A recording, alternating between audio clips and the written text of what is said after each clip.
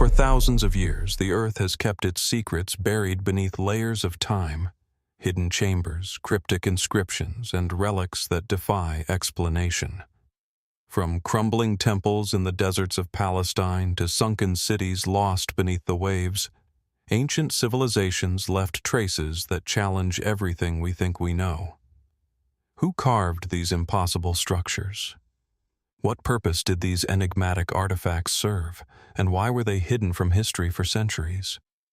Tonight, we embark on a journey through 3 hours of the most bizarre and mysterious archaeological discoveries ever unearthed, and together, we'll step into the shadows of the past. Perched high on the rugged cliffs of northwestern Menorca, Coll de Cala Morell commands a view of the restless Mediterranean waters, where waves crash against limestone outcrops that have stood untouched for millennia. From a distance, the site might appear as little more than a natural promontory, jagged and windswept. Yet closer inspection reveals an intricate network of artificial caves carved meticulously into the stone. Each chamber, each hollow, seems purposeful, as though whispering secrets of lives long past. Light filters through narrow openings, casting sharp, angular shadows that move with the sun, creating a silent rhythm of time and space that has gone largely unremarked by the world. Archaeologists have dated the site to the Tal-Qadi period, roughly 1000 to 123 BC, when the island's earliest organized societies began to construct monumental stone structures across Menorca. These caves, though smaller than the imposing talayats scattered across the landscape, suggest an equally complex social and spiritual life. Evidence of human activity, pottery fragments, carved niches, and traces of hearths points to repeated use over generations.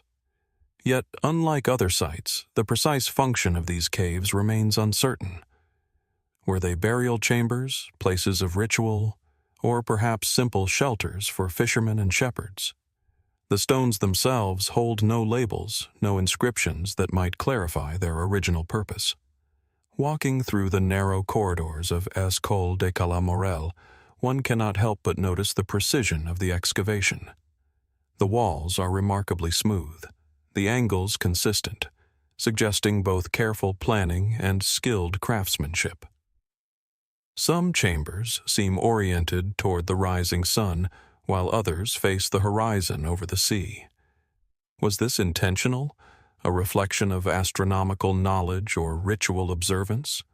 Or was it simply practical, shaped by the contours of the rock? Scholars have debated these questions for decades, and yet the site resists a single narrative. The combination of human ingenuity and the raw, untamed environment creates a tension that is almost tangible, a reminder that, in many ways, these caves have always been on the threshold between nature and culture, the known and the unknown. Adding to the intrigue is the location itself. Cala Morell, the small bay below, has been a natural harbor for centuries, its waters offering shelter to fishermen and traders long before the modern era.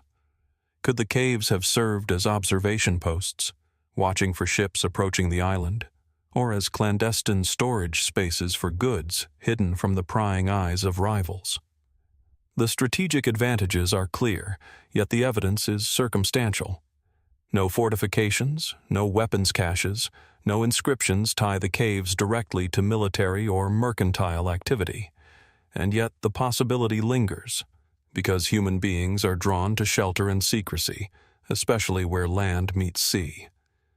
But the story grows stranger when considering the oral histories and local legends that have persisted around Coll de Cala Morell. Some locals speak of hidden treasures buried deep within the rock, of tunnels that extend far beyond the mapped chambers, leading to places unknown. Others whisper of mysterious rituals performed under the moonlight, rites that may have been preserved in memory but erased from material record.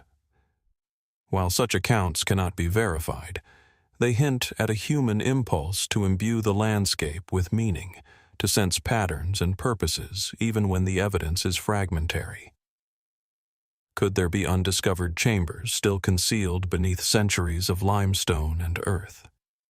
And if so, what might they reveal about the people who once lived here? The caves also raise subtle questions about technology and capability. Carving such precise chambers from solid rock is no small feat, even with the tools available in the late 1st millennium BC. Some researchers suggest that these people possessed sophisticated knowledge of stoneworking, perhaps transmitted orally across generations, allowing them to achieve results that still inspire admiration today. Others speculate that there may be influences or techniques now lost to history, hints of trade or knowledge exchange with distant cultures.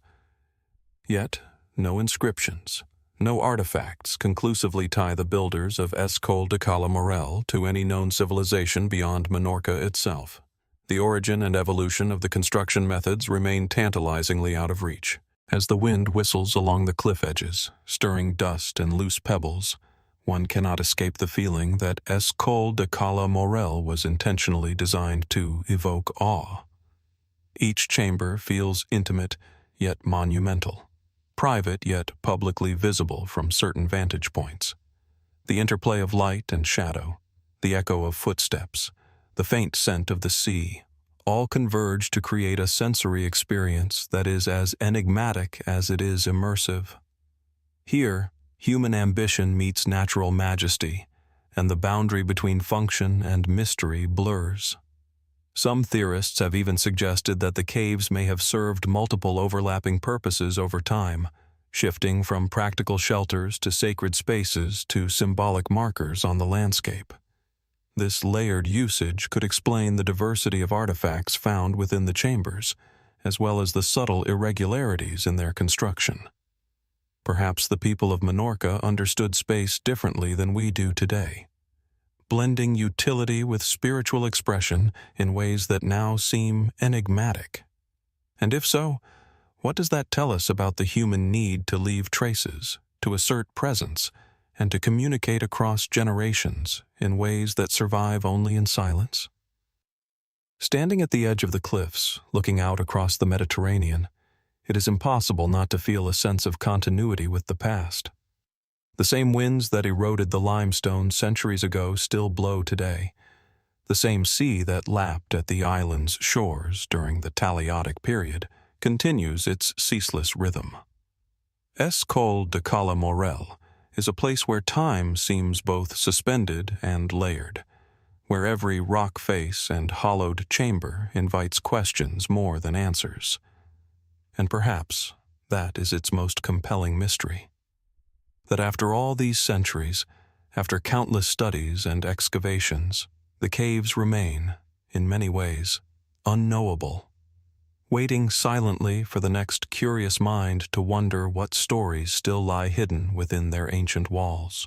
From the windswept cliffs and secret chambers of Minorca, our journey now shifts eastward, over mountains and plains, to the rugged hills of eastern Turkey.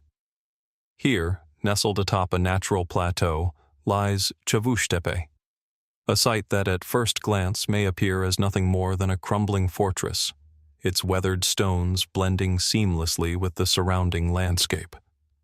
But as with Coll de Cala Morell, the ordinary facade belies a story layered with centuries of human ingenuity, mystery, and unanswered questions. The walls of Çavuştepe rise in deliberate angular formations, a testament to planning, labor, and an architectural vision that still commands awe today. Constructed during the Urartian civilization, roughly in the 9th to 7th century BC, Çavuştepe served as a fortress, a center of power, and perhaps a hub for rituals and administration. The Urartians, contemporaries and rivals of the Assyrians, were master builders, leaving behind monumental structures across the highlands around Lake Van. Yet, even with centuries of archaeological research, Çavuştepe retains an enigmatic quality. The fortress itself is a labyrinth of walls, gates, and terraces, some carved directly into the rock, others meticulously constructed with massive stones that fit together without mortar. Every angle seems intentional, every stairway and corridor carefully positioned.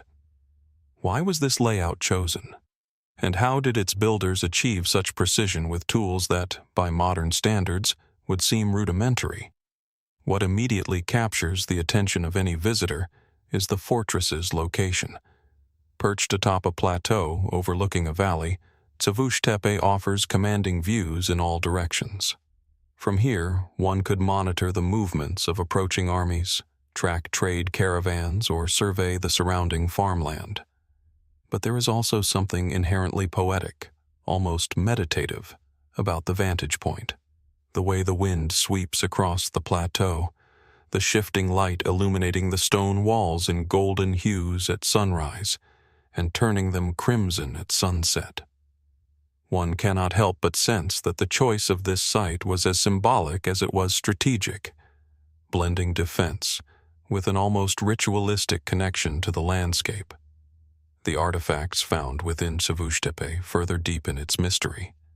Inscribed stone steles, fragmented ceramics, and the remnants of fortification mechanisms speak to a society that was both sophisticated and highly organized. Yet some discoveries resist easy explanation. Certain inscriptions, for example, feature symbols and iconography that appear nowhere else in Eurasian sites. Are these local adaptations, secret codes, or relics of a belief system we can barely comprehend today? The presence of hidden chambers and subterranean passages, some still partially unexplored, only fuels speculation. Were these spaces used to store treasures, conduct rituals, or protect sacred knowledge from outsiders? And if so, what truths might they have held? Truths that now remain buried, preserved only in silence and stone. Adding to the intrigue is the fortress's intricate hydraulic system, a hallmark of Urartian engineering. Channels carved into rock, reservoirs, and water conduits suggest a society capable of manipulating water with remarkable sophistication, providing for both daily needs and defense in times of siege. How did they conceive of such infrastructure? How much knowledge was lost over the millennia, and what techniques might remain hidden, waiting to be rediscovered? It is a quiet reminder that some civilizations, even when vanished, leave behind evidence of their ingenuity in ways that still challenge modern understanding. Yet Çavuştepe is more than a fortress or engineering marvel. It is also a place of contradictions. Its walls speak of military power, yet they are punctuated with small niches and rooms whose purposes are unclear, spaces too small for soldiers, too large for simple storage. Some archaeologists suggest that these may have been shrines, reflecting religious or ceremonial use alongside practical functions. Others hypothesize that certain chambers were reserved for elite members of society or even for secret gatherings. The ambiguity is compelling, a fortress that protects not only against enemies, but perhaps against the full comprehension of history itself. The natural environment surrounding Çavuştepe contributes to the sense of otherworldliness. The plateau is rugged and isolated, accessible only via steep paths and narrow passes, making the fortress appear simultaneously impenetrable and intimately connected to the landscape. Seasonal changes transform the site dramatically. The summer sun ignites the limestone in stark relief, while winter snows soften the contours, masking walls and terraces beneath a veil of white. How much of Çavuştepe's story is hidden by nature itself? How many secrets have remained untouched, waiting silently beneath centuries of soil, dust, and snow? Speculative theories about Çavuştepe abound, though none can be confirmed. Some fringe researchers have suggested that the fortress may contain encoded astronomical knowledge embedded in the orientation of walls, gates, and water channels. Others wonder if it played a role in esoteric rituals designed to align human activity with celestial cycles in ways now lost to memory. While these ideas cannot be proven, they invite reflection. In attempting to understand the past, must we sometimes accept that certain intentions and meanings may forever escape our grasp? Perhaps the fortress's true purpose was never fully documented, known only to its builders, whose knowledge has been partially erased by time. Walking through Çavuştepe today, one feels the weight of history pressing in from all directions, the stones themselves seeming to retain echoes of footsteps long gone, voices unrecorded, and events unobserved by the historical record. There is a quiet tension here, a duality of permanence and impermanence. Massive walls and terraces built to last, yet the civilization that created them has vanished, leaving behind only fragments and whispers. The interplay of human ambition, environmental context, and time renders the site both familiar and alien, inviting curiosity while preserving its secrets. As the sun begins its descent behind the distant mountains, the shadows lengthen across the plateau, and Çavuştepe transforms into a silhouette of mystery against the sky. It is a place where strategy, artistry, and perhaps ritual converge, where human presence is both asserted and hidden, where questions far outnumber answers. The fortress challenges us to consider not only what we know about the Urartians, but also what may remain undiscovered. Secret chambers, lost inscriptions, or artifacts yet buried beneath layers of stone and soil. Çavuştepe, much like Coll de Cala Morell, is a reminder that the past is not fully accessible no matter how carefully we excavate or study. Every wall, corridor, and chamber is a testament to human ingenuity, yet also a puzzle that refuses final resolution. It leaves us with a single, compelling thought. For all our knowledge, for all our tools and scholarship, there are still places in the world where history holds its breath, waiting for us to listen, explore, and wonder what mysteries remain hidden beyond the reach of time.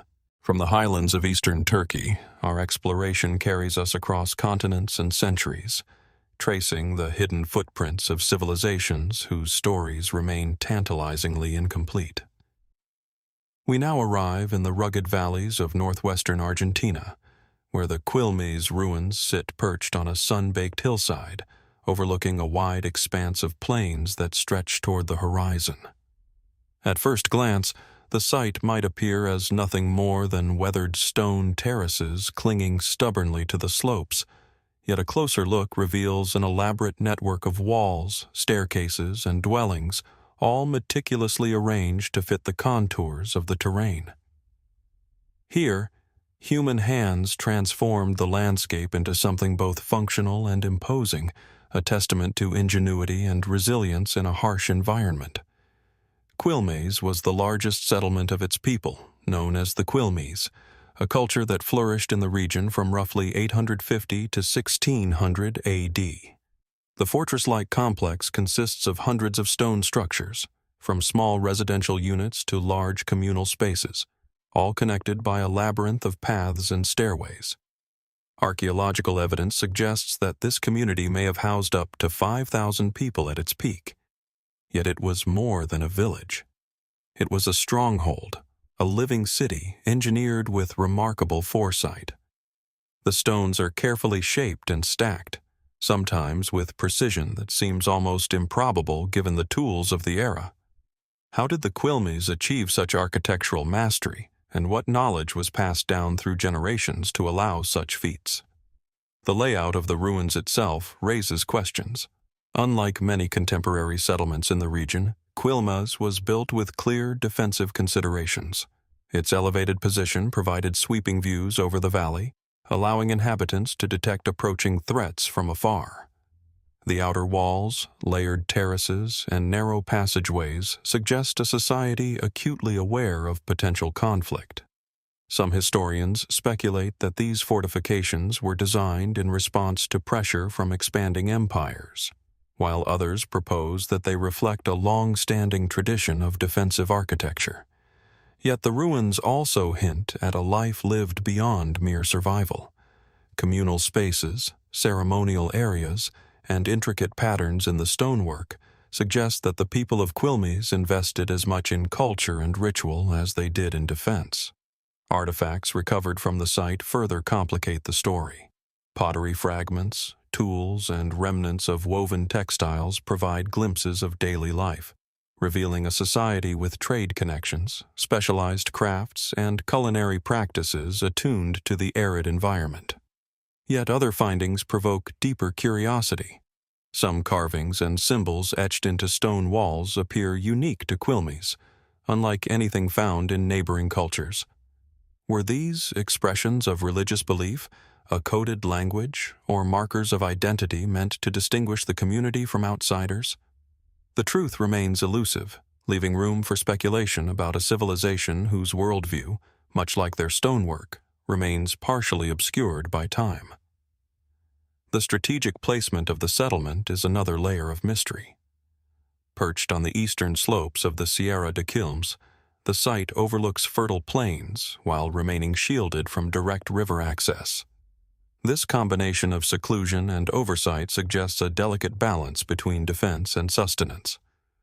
How did the inhabitants source water, manage food supplies, and maintain social cohesion in such a location?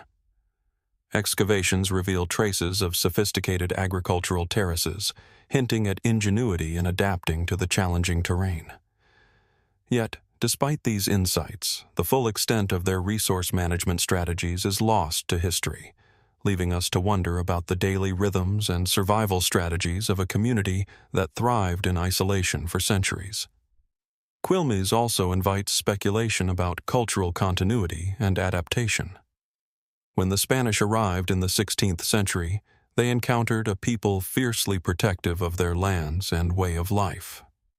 Historical records describe prolonged resistance, culminating in the forced displacement of the Quilmes people. While these events are documented, they leave questions about the social, spiritual, and symbolic meaning of the settlement itself. Were certain structures built to preserve sacred knowledge, or to facilitate ceremonies that reinforced community cohesion in the face of external threats?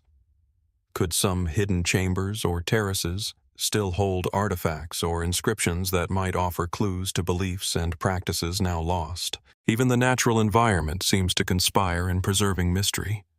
Wind and sun have weathered the stone walls over centuries, yet many terraces and dwellings remain remarkably intact.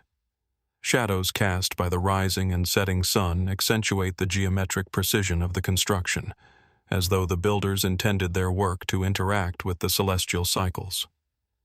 Could the positioning of certain terraces or structures have been influenced by astronomical observations, linking human activity to the rhythms of the sun, moon, and stars?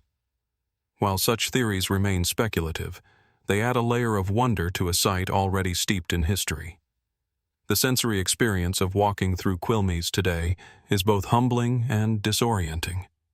Narrow staircases lead to open terraces that offer views over the valleys below, while hidden alcoves and walled corridors evoke a sense of intimacy and secrecy. The stone surfaces carry the echoes of footsteps long gone, the faint impressions of hands that molded the earth and shaped the rocks. It is a place where the past is palpable, yet frustratingly incomplete, offering both evidence and enigma. One cannot help but feel that every wall, every carved stone, is a message left by people whose intentions, fears, and aspirations are only partially recoverable. Speculative interpretations linger. Some researchers have suggested that certain areas of the complex were reserved for elite or religious functions, perhaps linked to solar or lunar events. Others propose that hidden tunnels or unexcavated chambers might conceal objects of ritual importance, or even artifacts that could illuminate unknown aspects of regional pre-Columbian life. While these ideas cannot be confirmed, they remind us that archaeology is as much about questions as it is about answers, and that some secrets endure precisely because they were never meant to be fully understood. As the sun dips toward the horizon, casting long shadows across the hillside, Quilmes reveals its dual nature, a fortress of survival and a testament to culture, resilience, and ingenuity. It is a site where strategy, daily life, and perhaps ritual intertwine, where stone and soil have preserved traces of a people whose story is fragmented yet compelling. Much like Coll de Cala Morell and Çavuştepe, Quilmes challenges us to confront the limits of our understanding, inviting us to ponder the hidden knowledge, the untold stories, and the mysteries that remain buried beneath centuries of history. In the silence of the ruins, the past feels present, yet elusive. The terraces, walls, and stairways speak of human ambition and ingenuity, while simultaneously preserving questions that may never be fully answered. What secrets remain tucked away in hidden corners? What fragments of culture, faith, or knowledge lie buried beneath layers of stone and earth? Quilmes, in its quiet majesty, reminds us that the ancient world still has chills to offer, waiting for those willing to explore, wonder, and imagine what remains just beyond our grasp. From the stone terraces and defensive walls of the Quilmes Ruins, our journey now shifts across continents and deserts to the heart of Egypt's western frontier. Nestled within the arid expanse of the Siwa oasis lies a place both ancient and enigmatic, the Temple of Ammon. At first glance, the temple appears as a weathered silhouette of sandstone against the endless horizon, its columns and walls worn smooth by centuries of sun and sand. Yet step closer, and the human imprint becomes undeniable, deliberate, monumental, and designed to endure. The air carries a dry, almost metallic scent, a reminder that this is not merely a ruin, but a site shaped by devotion, secrecy, and power. The Temple of Ammon, known in antiquity as the Oracle of Amun, has fascinated travelers and scholars for millennia. Its origins trace back to the 6th century BC, though some evidence suggests earlier sanctuaries may have existed on the site. Pharaohs, generals, and foreign dignitaries journeyed here across the desert to consult the oracle, seeking guidance on matters of war, politics, and destiny. Alexander the Great famously visited the temple in 332 BC, reportedly receiving confirmation of his divine status from the priests. Yet the temple's true significance, and the precise nature of its rituals, remains shrouded in ambiguity, preserved in the whispers of history rather than in detailed records. The architecture itself is a study in both ingenuity and symbolism. Massive stone blocks, painstakingly carved and transported across the desert, form walls that are at once imposing and precise. The temple's interior reveals narrow corridors leading to open courtyards, chambers with columns engraved with hieroglyphs, and altars that seem purpose-built to align with the desert sun at certain times of year. Was this alignment intentional, a reflection of sophisticated astronomical knowledge? Or was it a symbolic gesture designed to merge the physical temple with the cosmic order? Scholars debate these questions, yet the answers remain elusive, hidden among the temple's fading inscriptions and silent stone. The oasis itself adds to the temple's aura of mystery. Isolated by desert sands and rugged terrain, Siwa provided both refuge and strategic advantage. The lush greenery, fed by natural springs, contrasts starkly with the surrounding barrenness, creating a place that feels almost otherworldly. Could the priests have chosen this location for its isolation, ensuring that only the worthy or the determined could reach the sacred spaces? The combination of geography, architecture, and ritual suggests a site designed to inspire awe, a threshold between the human and the divine, the known and the unknown. Artifacts and inscriptions within the temple hint at a complex spiritual life. Hieroglyphic texts describe offerings, ceremonies, and prayers, yet much is left vague, perhaps intentionally so. Some carvings depict figures whose identities remain uncertain, their gestures and attributes unfamiliar in the broader Egyptian pantheon. Are these representations of local deities, imported beliefs, or symbolic archetypes whose meaning has been lost to time?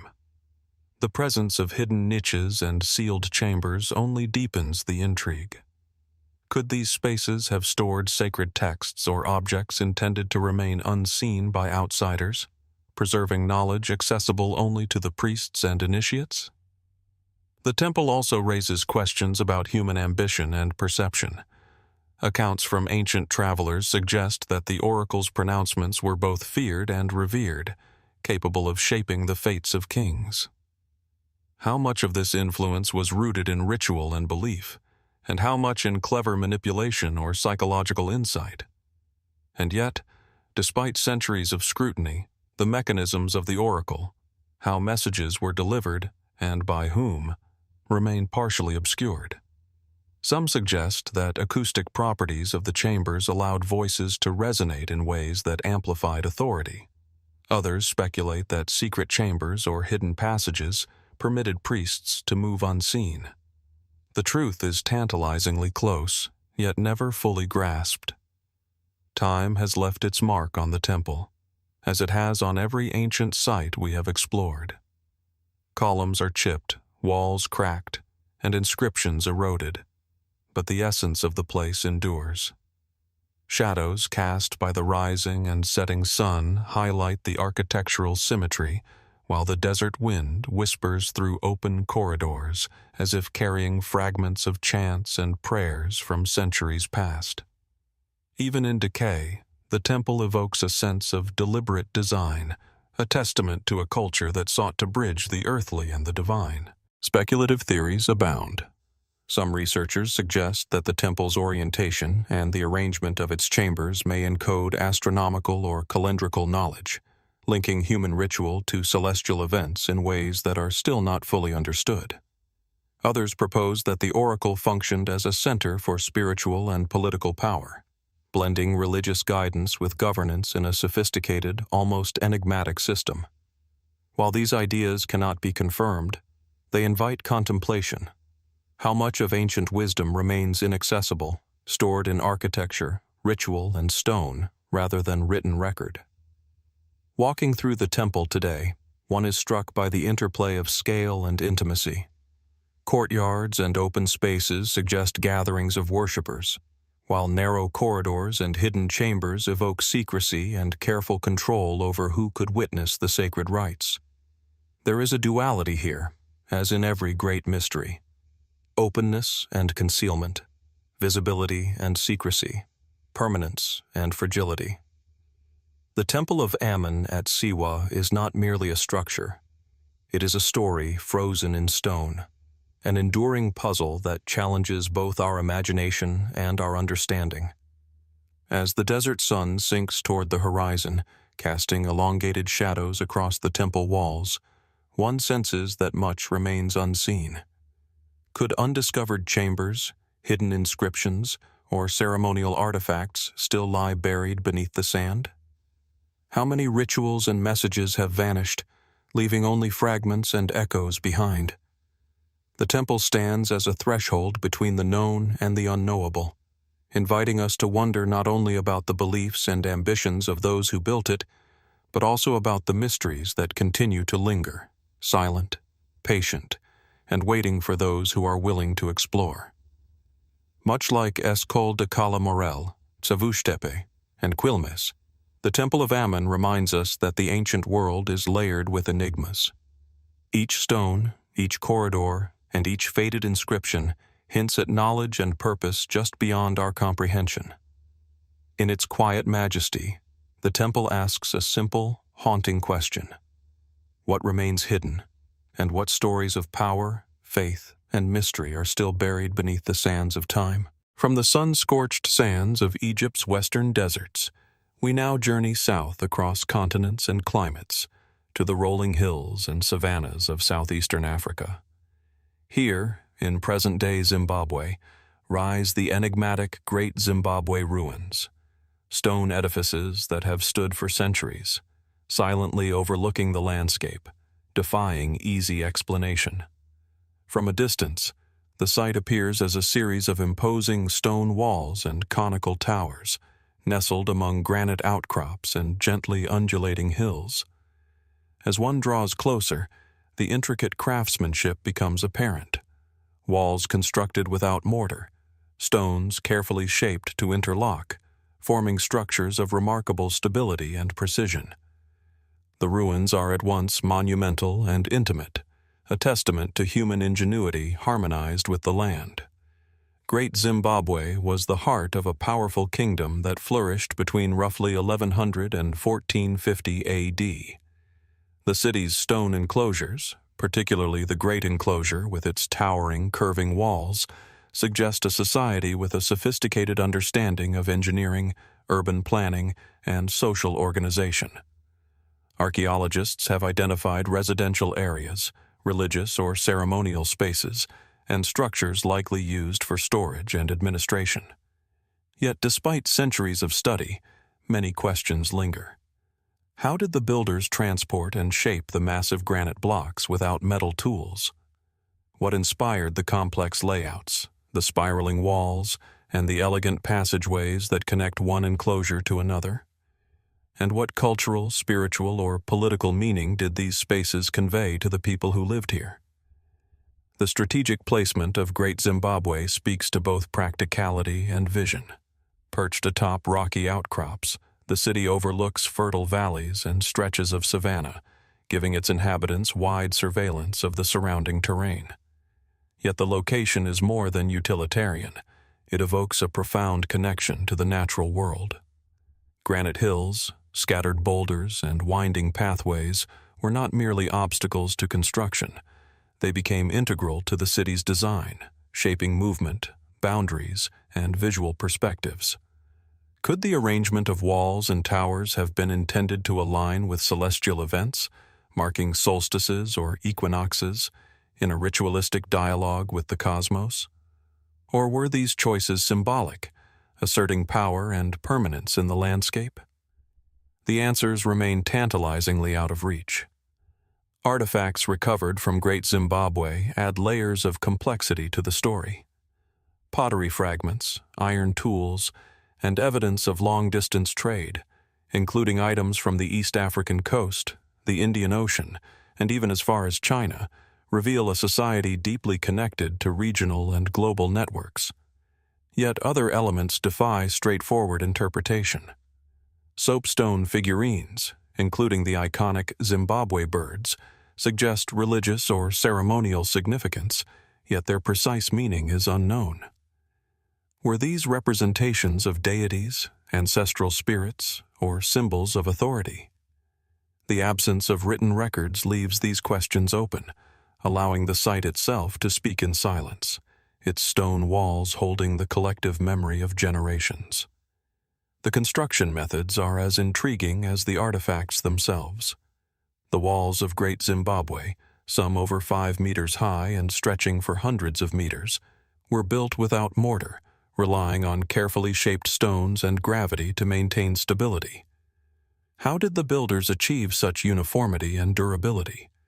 Was the knowledge of stone construction passed down orally, preserved in ritual, or taught through apprenticeship? And what motivated such monumental effort in a time when organized labor required complex social coordination? Each wall and tower hints at ambition, organization, and a worldview that valued permanence and endurance. Speculation about Great Zimbabwe extends beyond architecture and artifacts. Some researchers suggest the city may have functioned as a ceremonial center, where kings or spiritual leaders conducted rituals that reinforced social cohesion. Others theorize it was a hub of trade and governance, balancing political, economic, and spiritual authority. Could the city's layout reflect a cosmology, mapping the earthly and the divine, or a social hierarchy that guided daily life and spiritual practice? These questions remain unresolved, leaving the ruins as both a monument to achievement and a puzzle of human intention. The natural environment also contributes to the city's mystique. Seasonal rains transform the surrounding valleys into lush greenery, while the rocky outcrops glint in the sunlight, casting long shadows that shift with the passage of time. From sunrise to sunset, the interplay of light and stone enhances the sense of rhythm and purpose embedded in the architecture. Did the builders anticipate this interplay, integrating environmental awareness into the design of their city? Or is it a serendipitous effect of time and geography, one that we now interpret as deliberate? Such questions blur the boundary between speculation and observation, leaving us to wonder about the minds that conceived this place. Walking among the ruins today, one feels a profound connection to human ambition and mystery. Narrow passageways open to expansive courtyards. Simple dwellings sit beside monumental walls, and hidden niches hint at practices and beliefs we may never fully understand. There is a rhythm to the site, a cadence that speaks of generations living, working, and worshiping in harmony with the land. Yet for all its clarity, the city retains ambiguity. Why did the kingdom eventually decline? Were there political, environmental, or social pressures that led to its abandonment? Or were there hidden circumstances, conflicts, decisions, or unseen forces that remain undocumented? Speculative theories continue to surround Great Zimbabwe. Some researchers propose that the city's symbolic elements, its walls, towers, and stone birds, encode cosmological or spiritual knowledge. Others suggest that certain chambers may still conceal objects of ritual or governance, perhaps even artifacts that could illuminate aspects of the kingdom's culture that have otherwise vanished. While these hypotheses cannot be confirmed, they invite reflection on the ways in which human societies attempt to endure, communicate, and assert meaning across time. As the sun sets over the Zimbabwean hills, the ruins take on an almost mystical quality. Shadows stretch across the granite walls, highlighting curves and corners that have withstood centuries of weathering, human activity, and neglect. The city feels alive in its silence, whispering stories of power, ingenuity, and mystery, yet withholding enough to leave us in awe. Each stone, each wall, and each terrace is a question as much as it is a statement, a reminder that history is never fully revealed, only glimpsed through the remnants that survive. Great Zimbabwe, like Coll de Morell, Çavuştepe, and the Temple of Ammon, is a place where human ambition, artistry, and mystery converge. Its stones invite us to consider not only the lives of those who built and inhabited the city, but also the mysteries that endure long after civilizations have vanished. What secrets remain buried beneath the terraces and walls? What beliefs, rituals, or knowledge have been lost to time, leaving only traces of their existence in stone? Great Zimbabwe stands as a silent sentinel, challenging us to explore, reflect, and wonder at the enigmas of our past. From the rolling hills and stone enclosures of Great Zimbabwe, our journey returns to the Mediterranean, to a small, windswept island where history seems etched into every rock and hilltop. On the northern coast of Malta lies one of the oldest and most enigmatic megalithic complexes in the world, the Tal-Qadi Temples. At first glance, the site appears modest, nestled quietly in the Maltese countryside, but its stones tell a story that stretches back over 5,000 years. Broad limestone slabs, carefully placed in geometric formations, form the skeletal remains of chambers, corridors, and altars, whispering of rituals and beliefs long forgotten. The landscape is quiet, almost sacred, with the sea beyond carrying the faint scent of salt, wind, and eternity. Tal-Qadi is part of Malta's prehistoric temple tradition, constructed during the Gantija phase, around 3,600 to 2,500 BC. It is contemporaneous with other monumental sites on the island, yet it possesses unique features. A forecourt framed by large upright stones, a series of interconnected chambers, and intricate floor plans that suggest deliberate alignment with natural and perhaps celestial phenomena. Archaeologists have uncovered traces of altars, carved stone basins, and evidence of offerings, indicating that the temples were centers of ritual and worship. But the precise nature of these ceremonies, and the beliefs that underpinned them, remain elusive. What inspired these early builders to shape stone into patterns so precise, so enduring, without written language to guide them? The construction methods alone invite awe and speculation. The megaliths of Tal-Qadi were quarried, transported, and erected with tools far simpler than modern machinery, yet the result is sophisticated and enduring. Some stones, weighing several tons, fit together with remarkable precision. Certain chambers display corbelling techniques that create height and volume without the use of mortar. How did these ancient builders achieve such engineering feats? And more intriguingly, why devote such effort to structures whose function appears both ceremonial and symbolic rather than practical? The site's location enhances its mystery. Tal-Qadi sits atop a gentle rise, overlooking fertile valleys, fields, and the distant coastline. From this vantage, the temples command sweeping views of the surrounding land, yet they remain sheltered from the harshest winds. Did the builders choose this location purely for its environmental advantages, or was there a spiritual or symbolic dimension to the placement?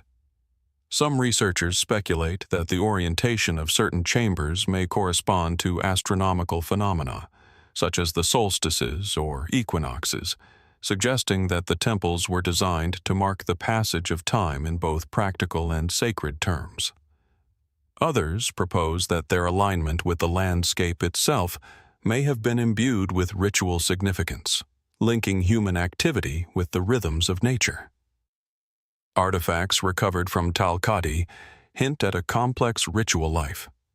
Pottery fragments, small statuettes, and stone basins suggest offerings and ceremonies that were likely central to the spiritual and social life of the community. Yet other features remain enigmatic. Carved motifs, unusual stone shapes, and deliberately recessed spaces defy clear interpretation. Were these functional, decorative, or symbolic? Could they have encoded knowledge about agriculture, astronomy, or cosmology that is now lost to time? The absence of written records leaves these questions open, allowing the site itself to speak in silence, inviting careful observation, imagination, and contemplation. Walking through the remnants of Tal-Qadi today, one senses the deliberate rhythm of its design. Chambers lead to open spaces. Low doorways frame specific sight lines. Altars occupy positions that suggest ceremony and focus. The interplay of light and shadow, particularly at sunrise and sunset, brings the site to life, as though the builders intended the stones to participate in a daily, almost theatrical dialogue with the sun. Could these effects have been intentional? Designed to create a sensory experience that reinforced spiritual or communal identity? Or is this a chance phenomenon, later interpreted as meaningful by the eyes of modern observers? Such questions remain unresolved, deepening the sense of mystery. Speculative interpretations extend beyond architecture. Some theorists suggest that the Tal-Qadi temples may have served as centers for astronomical observation, where early priests or leaders tracked celestial cycles to guide agriculture and ritual. Others propose that the temple complex functioned as a social and ceremonial hub, linking disparate communities on the island through shared religious practice. While these ideas remain debated, they point to a fundamental truth. The temples were not merely shelters or stone constructions, but carefully conceived spaces that blended human labor, symbolic meaning, and environmental awareness. The surrounding landscape reinforces this sense of deliberate integration. Terraced fields, nearby water sources, and natural rock formations suggest that the builders of Tal-Qadi were deeply attuned to their environment, harmonizing the artificial and the natural. The site's isolation, combined with its commanding views, hints at a dual purpose: protection and sanctity. Access may have been restricted, controlled, or ritualized, shaping both the physical and social experience of those who entered. What ceremonies took place within the chambers? How were participants guided or initiated into the practices preserved there? The stones remain mute, offering only traces and suggestions. As the sun sinks toward the horizon, the shadows lengthen across the temple's slabs, accentuating the angles and contours shaped millennia ago. The air grows still, the hum of the modern world fading, leaving only the resonance of the past. Tal-Qadi, much like the great Zimbabwe ruins, the temple of Ammon at Siwa, and the sites before it, challenges our understanding of ancient human ambition.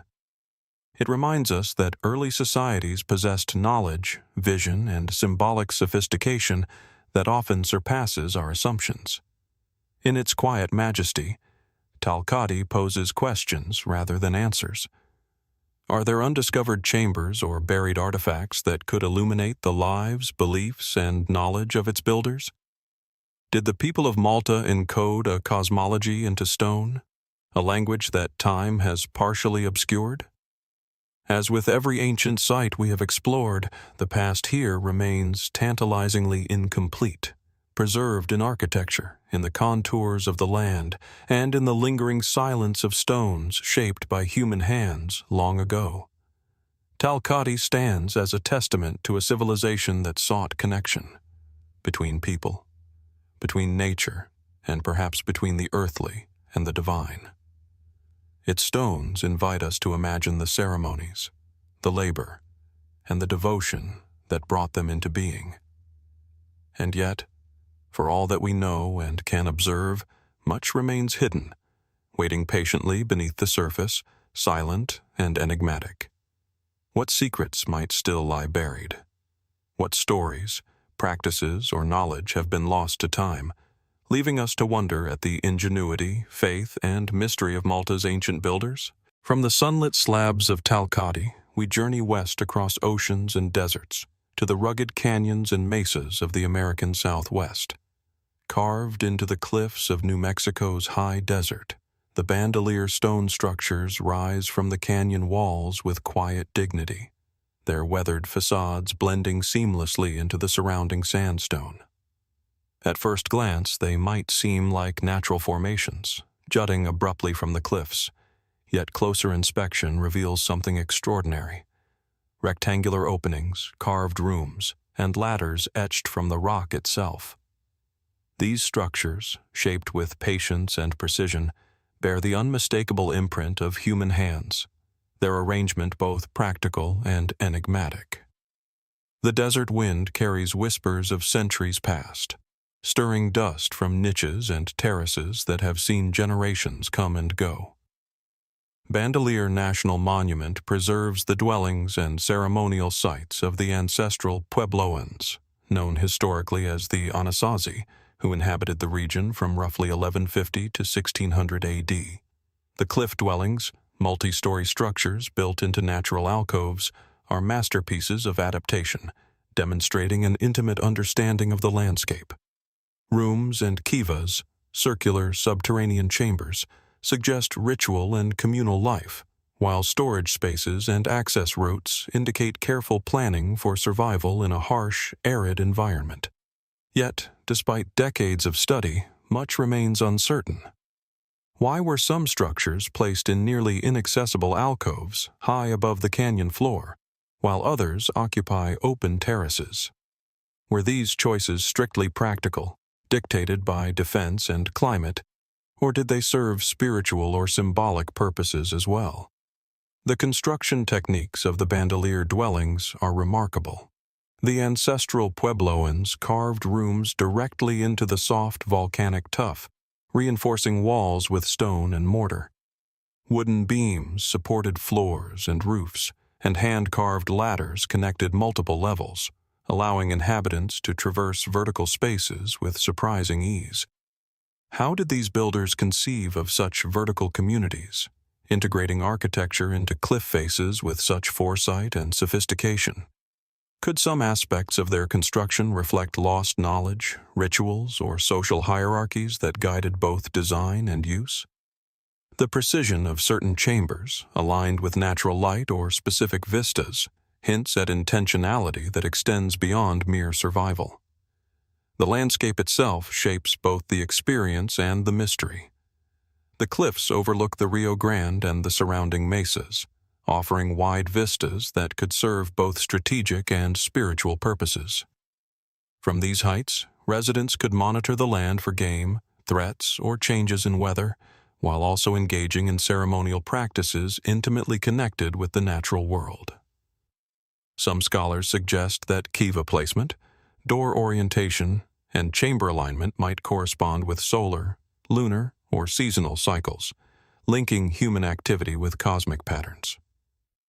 Were these dwellings simply homes, or were they designed to orchestrate interactions between people, landscape, and sky? The evidence invites speculation but resists definitive answers.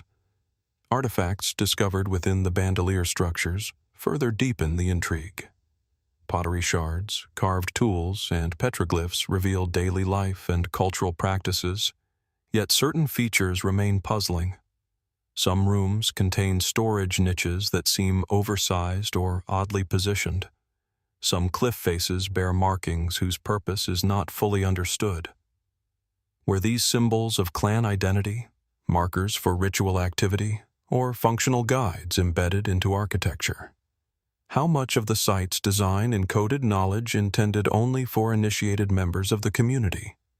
And could hidden chambers or unexplored alcoves still conceal objects that illuminate aspects of social, spiritual, or technological practice now lost to time? The cliff dwellings also raise questions about human ingenuity and adaptation. Carving homes into volcanic tuff required knowledge of structural stability, material properties, and long-term durability. Yet the ancestral Puebloans achieved this without metal tools, relying instead on stone, bone, and wood implements. Could certain construction techniques or spatial arrangements have been guided by ritual or spiritual beliefs, subtly intertwining daily life with sacred practice? Were these dwellings merely practical, or did they function as three-dimensional expressions of cosmology and communal hierarchy, embedding meaning into every room and passage? Walking through Bandelier today, one is struck by the rhythm of the structures. Narrow passageways lead to open terraces. Low doorways frame specific sightlines. Kivas descend into the earth, suggesting reflection and ritual. The interplay of sunlight and shadow transforms the cliff face throughout the day, accentuating both the skill of the builders and the mystery of their intent. The dwellings feel alive in their stillness, echoing with footsteps of the past, voices unrecorded, and lives lived at the intersection of necessity, artistry, and belief. Each carved stone, each niche, and each ladder tells a story simultaneously tangible and elusive. Speculative theories linger around Bandelier. Some researchers propose that certain chambers or alcoves may have been designed for astronomical observation, aligning with solstices or equinoxes to mark time for agriculture and ceremony. Others suggest that secret spaces or hidden rooms could have stored sacred objects or knowledge accessible only to select members of the community. While these hypotheses cannot be confirmed, they reinforce the sense that the ancestral Puebloans were not merely building for survival, but shaping their environment with intention, symbolism, and insight that continues to challenge modern understanding. The natural environment enhances the mystery of the site. Seasonal changes transform the canyons, highlighting different aspects of the cliff dwellings as light, shadow, and vegetation shift. How much did the builders anticipate these effects? Were they designed to create visual or symbolic experiences in harmony with seasonal rhythms? And what aspects of social life, spiritual practice, or cultural identity are encoded in spaces that have long since been abandoned? The answers remain tantalizingly out of reach, leaving us with more questions than certainty. As the sun dips below the horizon, casting long shadows across the cliff faces, the Bandelier stone structures stand in quiet majesty, a testament to human resilience, ingenuity, and mystery. Like Tal-Qadi, Great Zimbabwe, and the Temple of Ammon at Siwa before them, these ancient dwellings challenge our understanding of what was possible, inviting contemplation of lives, beliefs, and knowledge that have largely vanished. Each room, corridor, and alcove hints at purpose, yet conceals as much as it reveals. Bandelier reminds us that the past is layered with enigmas. What secrets remain in hidden chambers or unexcavated alcoves? What rituals, practices, or knowledge have disappeared, leaving only echoes in stone? These cliff dwellings are more than homes. They are enduring symbols of a civilization's vision, adaptation, and connection to the world around them. And in their silent, weathered presence, they ask us a question as compelling as it is unanswerable. What mysteries of human ingenuity, belief, and survival remain buried, waiting to be rediscovered in the cliffs of time? From the vertical alcoves of Bandelier, our journey continues southward, across the deserts and mesas of northern Mexico, to the Chihuahua region, where the Paquimé Ruins emerge like a mirage from the rugged landscape. Nestled in the arid foothills of the Sierra Madre Occidental, these adobe structures rise from the valley floor with quiet authority, their terraces and walls echoing a civilization both ingenious and mysterious. At first glance, Paquimé may appear as a scattered collection of earthen buildings, but closer observation reveals a highly organized city, with multi-story dwellings, interconnected plazas, and intricate water management systems, all constructed with care and precision. The desert wind sweeps across the ruins, carrying dust from centuries past, and a lingering sense of secrets preserved in adobe and stone. Paquimé, also known as Casas Grandes, thrived between roughly 1200 and 1450 AD. Archaeological evidence suggests it was a hub of culture, trade, and ritual in the arid northern frontier of Mesoamerica. The city's layout is strikingly complex. Ceremonial mounds, quadrangular compounds, and multi-story buildings create a sense of intentionality, as if the entire settlement were designed according to principles we only partially understand. Its architectural sophistication hints at a society that valued organization, knowledge, and symbolism. How did the inhabitants plan such an elaborate city in a remote desert valley? What social or spiritual structures guided the placement of every terrace, room, and courtyard? The construction techniques of Paquimé are remarkable. Adobe bricks, reinforced with wooden beams, form multi-story buildings that have endured centuries of weathering. Terraces rise in layers, connected by staircases carved from both earth and stone.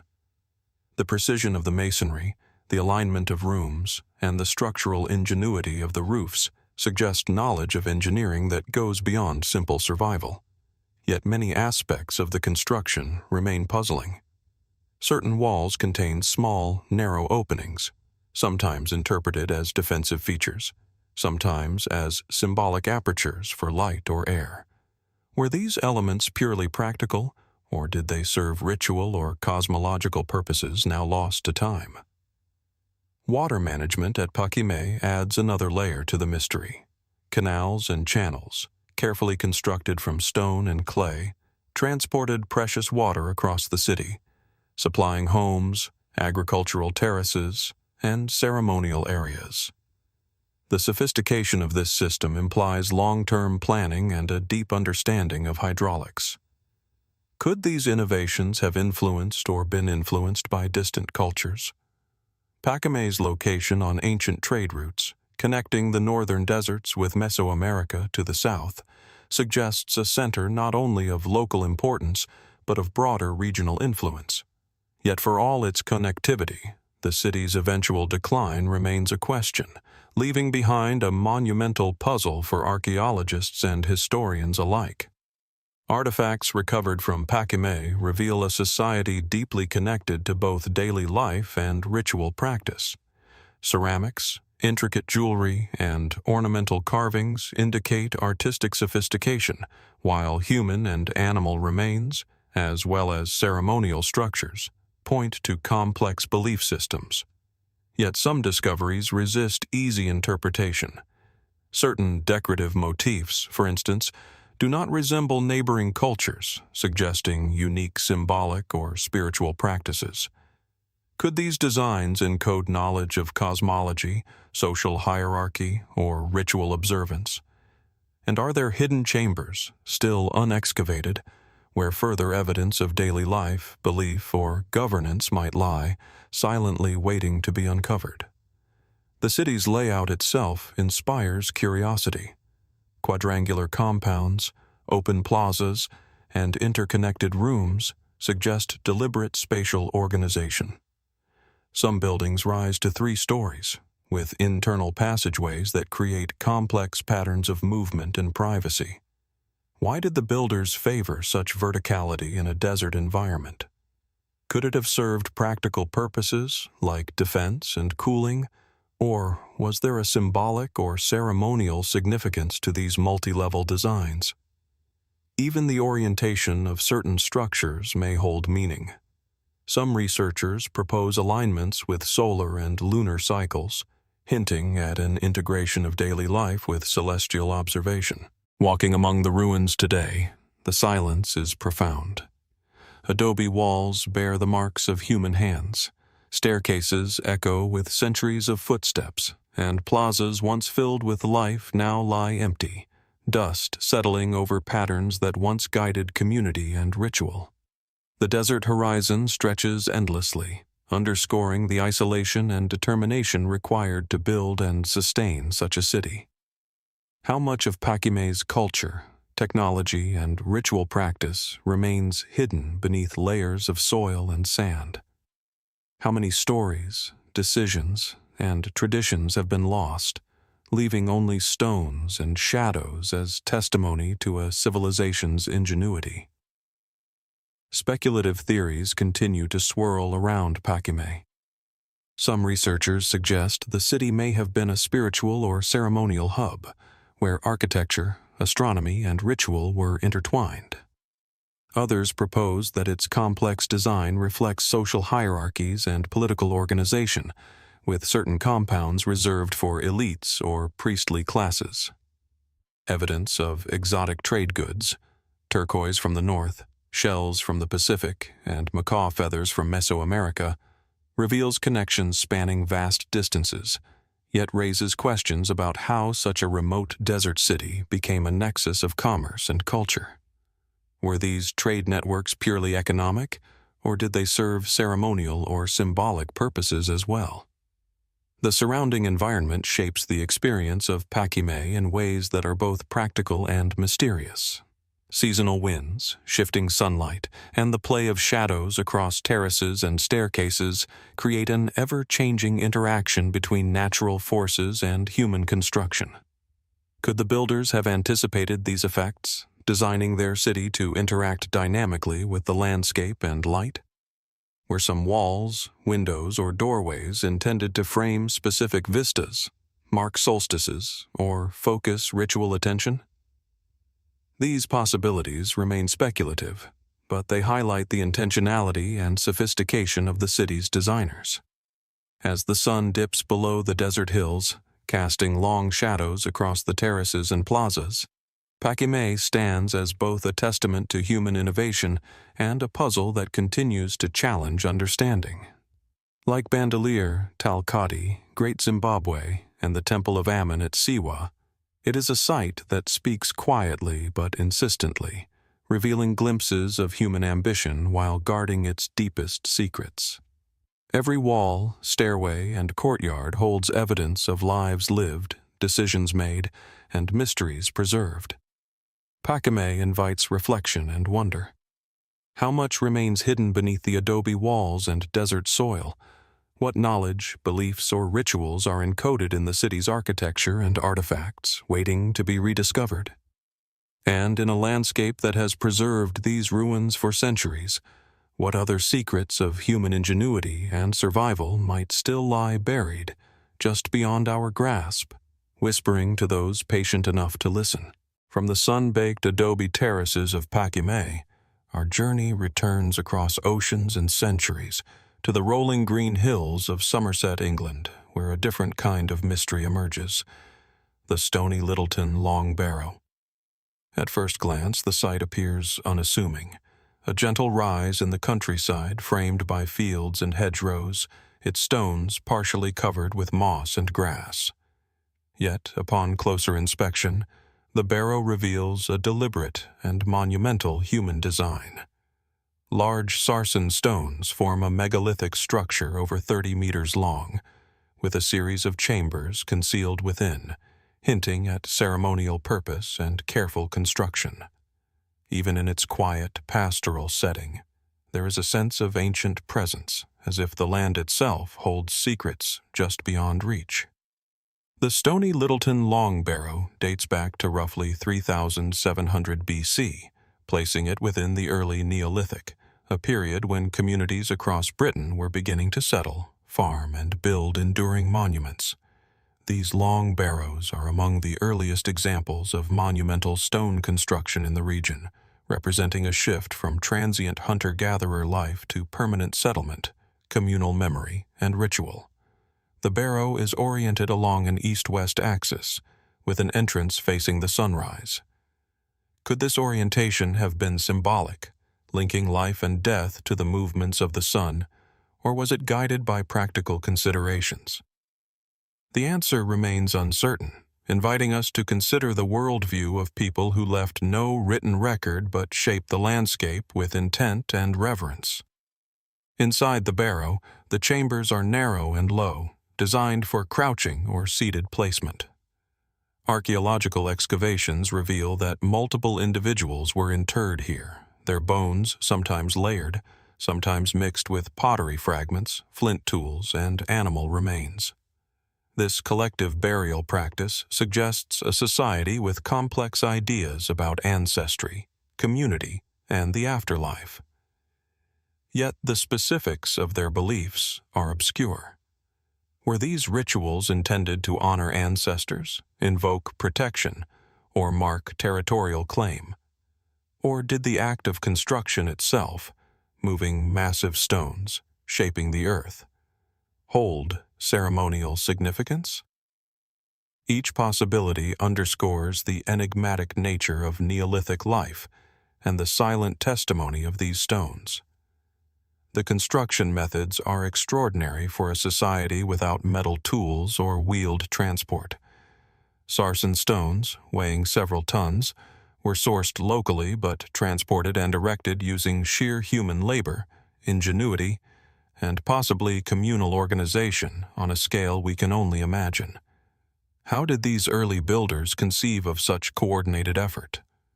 Did ritual and social cohesion play a role in mobilizing labor for what seems both monumental and timeless? The precision of the chambers, combined with their endurance over millennia, hints at knowledge, structural, spiritual, and perhaps astronomical, that has been largely lost to time. The barrow also raises intriguing questions about visibility and seclusion. Positioned on a slight ridge, it is simultaneously prominent in the landscape and integrated into the contours of the land. From the surrounding fields, the mound is recognizable, yet the chambers themselves are hidden from casual view. Could this have been deliberate, creating a sacred interior space accessible only to the initiated or the dead? Some researchers suggest that light entering the barrow at sunrise or sunset may have illuminated certain stones or chambers in ways that emphasized ritual or cosmological significance. Was the monument designed to interact with natural light, marking seasons or celestial events? Or is that an interpretive overlay imposed by modern eyes? Artifacts recovered within Stony Littleton Long Barrow provide glimpses into Neolithic life, yet many findings deepen the mystery. Flint tools and pottery fragments indicate daily activities and craft, while animal remains suggest ritual sacrifice or symbolic offerings.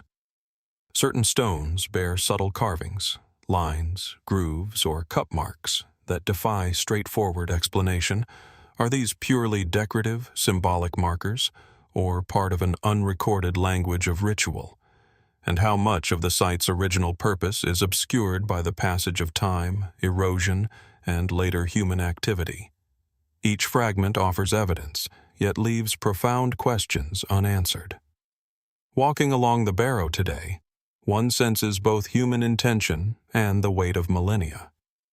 Narrow chamber entrances lead to small, enclosed spaces, while the mound itself dominates the surrounding landscape.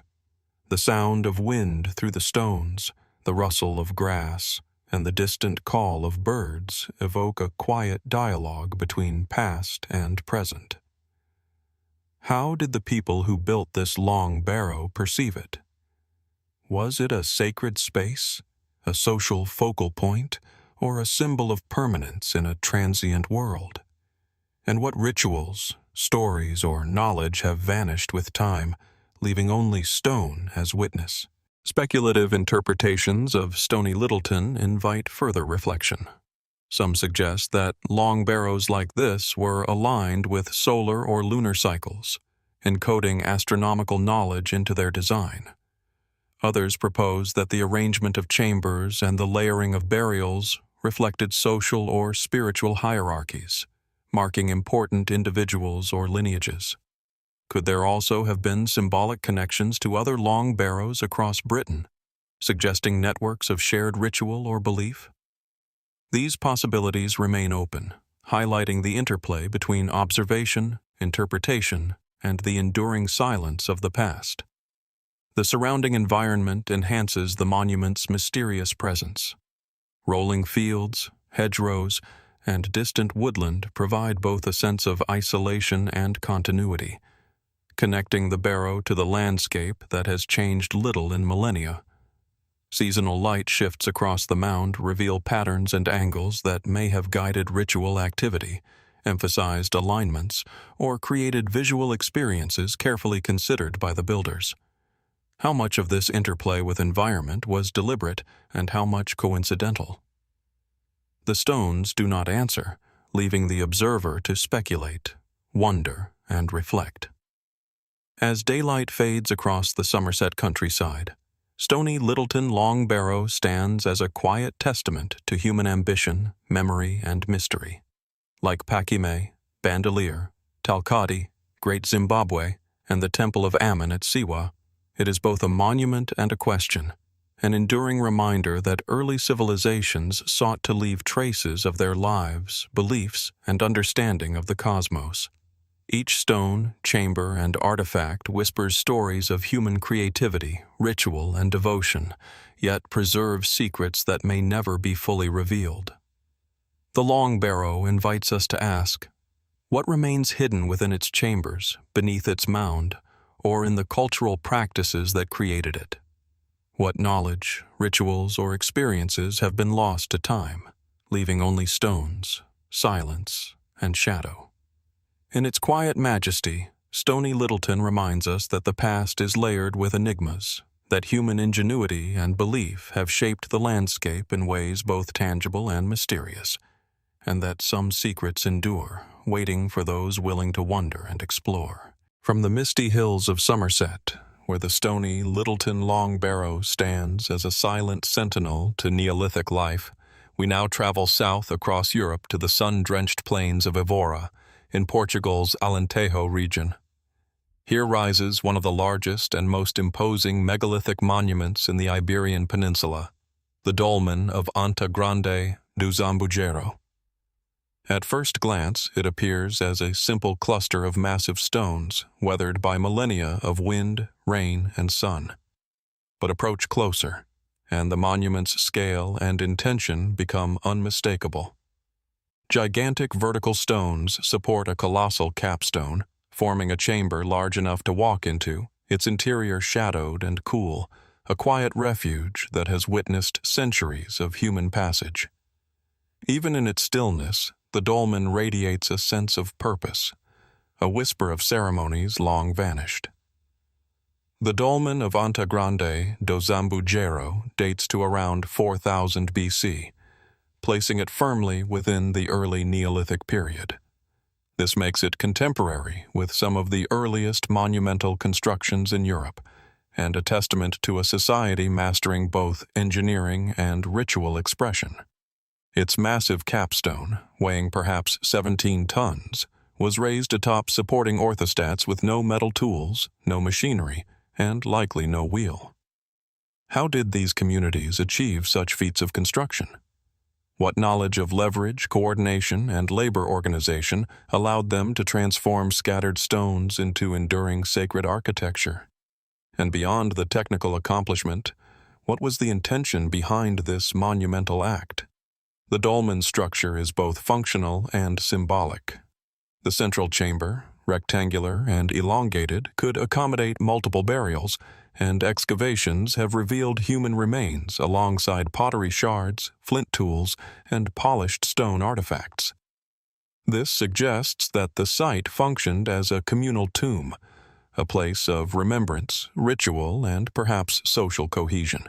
Yet its design also hints at cosmological or spiritual purpose. The chamber's orientation, roughly east to west, may reflect an intentional alignment with sunrise or sunset at certain times of the year. Was the dolmen constructed to mark celestial cycles, linking the living with the rhythms of the cosmos? Or was the alignment coincidental, a byproduct of terrain and practicality, later imbued with meaning by those who used it? The surrounding landscape plays a crucial role in the dolmen's presence. Situated on gently rolling plains, the monument commands a broad view of the horizon, yet it is subtly integrated into the land, as if chosen to connect earth and sky. Its location suggests that visibility and seclusion were both considered. The site is prominent enough to be recognized from a distance, but its chambers remain hidden until one stands at the threshold. Could this duality have been intentional, offering a sacred space that simultaneously projected power and invited contemplation? Were the builders guiding not only the dead, but also the living in their passage through ritual and memory? Artifacts found within Anta Grande do Zambujeiro offer glimpses into the lives and beliefs of its builders. Pottery fragments, decorated with geometric motifs, suggest aesthetic as well as functional considerations. Flint tools indicate daily utility, while human remains, sometimes arranged in specific patterns, hint at deliberate burial practices. Some scholars propose that the collective interment of individuals reinforced communal bonds, linking generations through ritualized remembrance. Yet other features defy clear explanation. Small cup marks carved into the stones, or subtle grooves in the chamber walls, may have held symbolic or ritual significance, but their precise meaning has been lost. Are these markings purely decorative, or do they encode beliefs, cosmological knowledge, or spiritual guidance that we no longer understand? The scale and design of Anta Grande do Zambujeiro invite further speculation. The sheer weight of the capstone and the careful placement of orthostats suggest that its construction was a communal endeavor, requiring coordination, shared purpose, and possibly ritualized labor. Did the act of raising the stones itself hold spiritual meaning, a form of devotion or initiation? Could the dolmen have functioned not only as a tomb, but as a ceremonial center, where seasonal gatherings, rites of passage, or ancestral veneration were performed? And might other, as yet undiscovered chambers or stone arrangements lie nearby, hinting at a larger ceremonial complex now lost to time? Walking through the dolmen today, one senses a deliberate rhythm to the space. The floor, slightly sunken, draws attention downward, while the massive capstone presses overhead, creating a sense of both enclosure and protection. Light filters in from the entrance, casting long shadows across the chamber walls, emphasizing shapes and angles that may have been meaningful to those who built it. Could the interplay of light and stone have been designed to mark time, focus attention, or evoke awe? Or is this a modern perception applied to ancient design? The silence of the dolmen leaves such questions unresolved, allowing mystery to persist. Speculative interpretations continue to surround Anta Grande do Zambujeiro. Some suggest that megalithic sites like this formed a network across the Iberian Peninsula, connected by shared ritual practices or cosmological understanding. Others propose that the placement of stones and orientation of chambers encoded knowledge of celestial events, agricultural cycles, or social organization. While evidence can support these theories only partially, the enduring power of the monument demonstrates that the builders conceived of architecture as more than shelter. It was symbolic, functional, and sacred all at once. As the sun sets over the Alentejo plains, casting elongated shadows across the Dolmen's massive stones, the monument exudes an almost tangible presence. Like Stony Littleton, Paquimé, Bandelier, Tal-Qadi, Great Zimbabwe, and the Temple of Ammon at Siwa. Before it, Anta Grande do Zambujeiro challenges our understanding of human ingenuity and belief.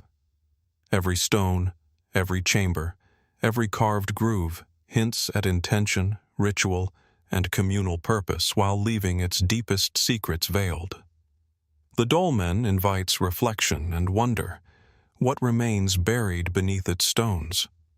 What rituals, knowledge, or social structures are hidden from us, lost to time but encoded in design and placement?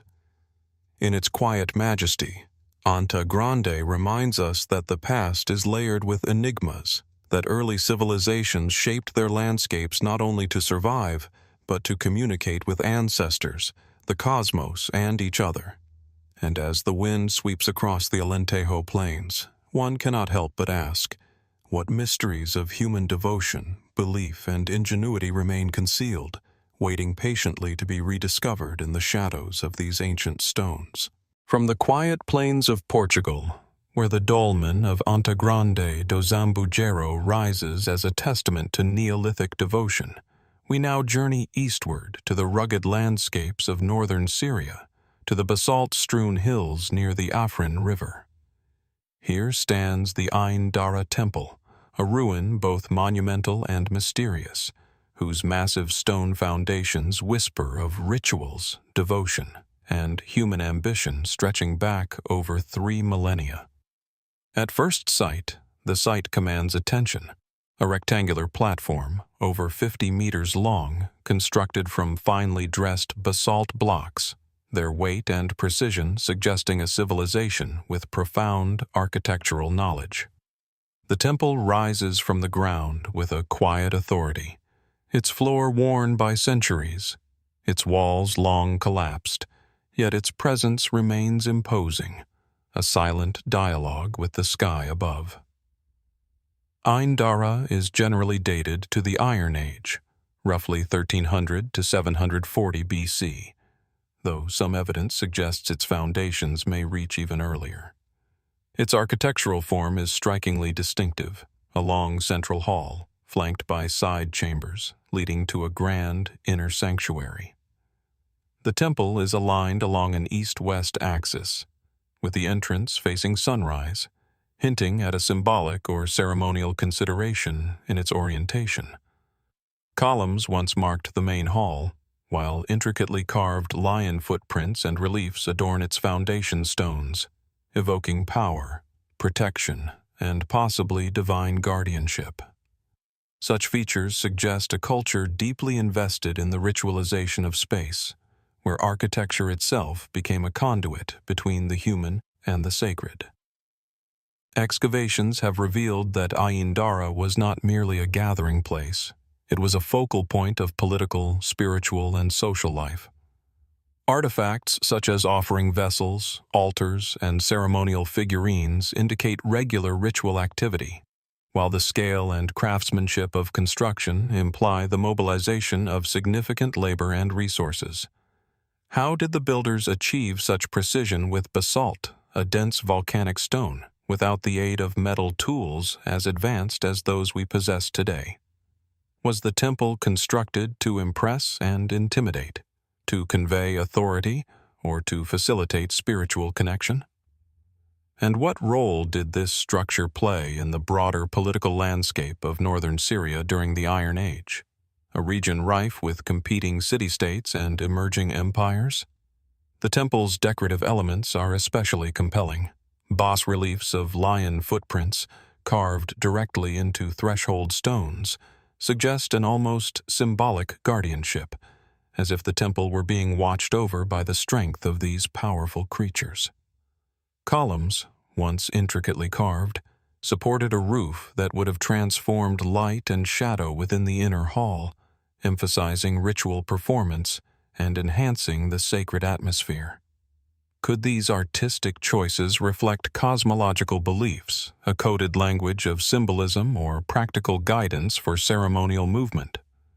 Or might they indicate a broader exchange of cultural ideas, influenced by neighboring civilizations across the Fertile Crescent, from the Hittites to the kingdoms of Palestine and Mesopotamia? One of the most striking features of Ain Dara is its size. The main hall stretches over 30 meters in length, dwarfing many contemporary temples in the region.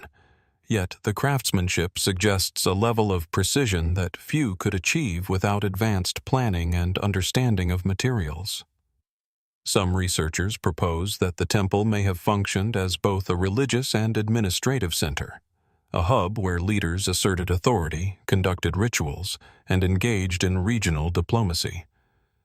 Could it have been a focal point for pilgrimage, drawing devotees from surrounding valleys and hilltops, or even further afield? And what ceremonies took place within its long hall, beneath the carved lion footprints, and within chambers now filled with silence? The surrounding landscape enhances the temple's enigmatic presence.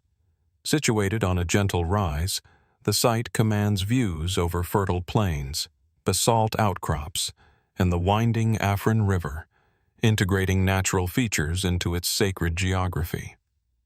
Some speculate that the alignment of the temple, combined with the surrounding topography, may have been designed to interact with solar events, such as solstices or equinoxes, infusing ritual with the rhythm of celestial cycles. Could this intentionality suggest a sophisticated understanding of astronomy and timekeeping, encoded into architecture as both practical guidance and spiritual symbolism? The evidence is tantalizing yet inconclusive, leaving room for both observation and imagination. The temple's collapse, while partially due to natural events and centuries of exposure, adds to the aura of mystery. Fallen columns and displaced basalt blocks hint at catastrophic events, earthquakes, human conflict, or deliberate dismantling. Yet the reasons remain uncertain. How did the temple's destruction affect the local population, their rituals, and the cultural memory of the site? Were some aspects of its function and symbolism transferred elsewhere, preserved in oral tradition, or lost entirely? And beneath the rubble, could hidden chambers, altars, or artifacts still lie waiting to reveal secrets of worship, governance, or social hierarchy? Walking among the ruins today, one is struck by both scale and silence. Each basalt block carries the memory of human labor, planning, and devotion. Each carved groove or footprint evokes ritual action that ceased thousands of years ago. The temple, though broken and weathered, retains a rhythm and order, a sense of deliberate design that speaks across time. How did the people who built Ain Dara experience this space? Did the carved lions guide their gaze, the columns shape their movement, the inner chamber focus their devotion?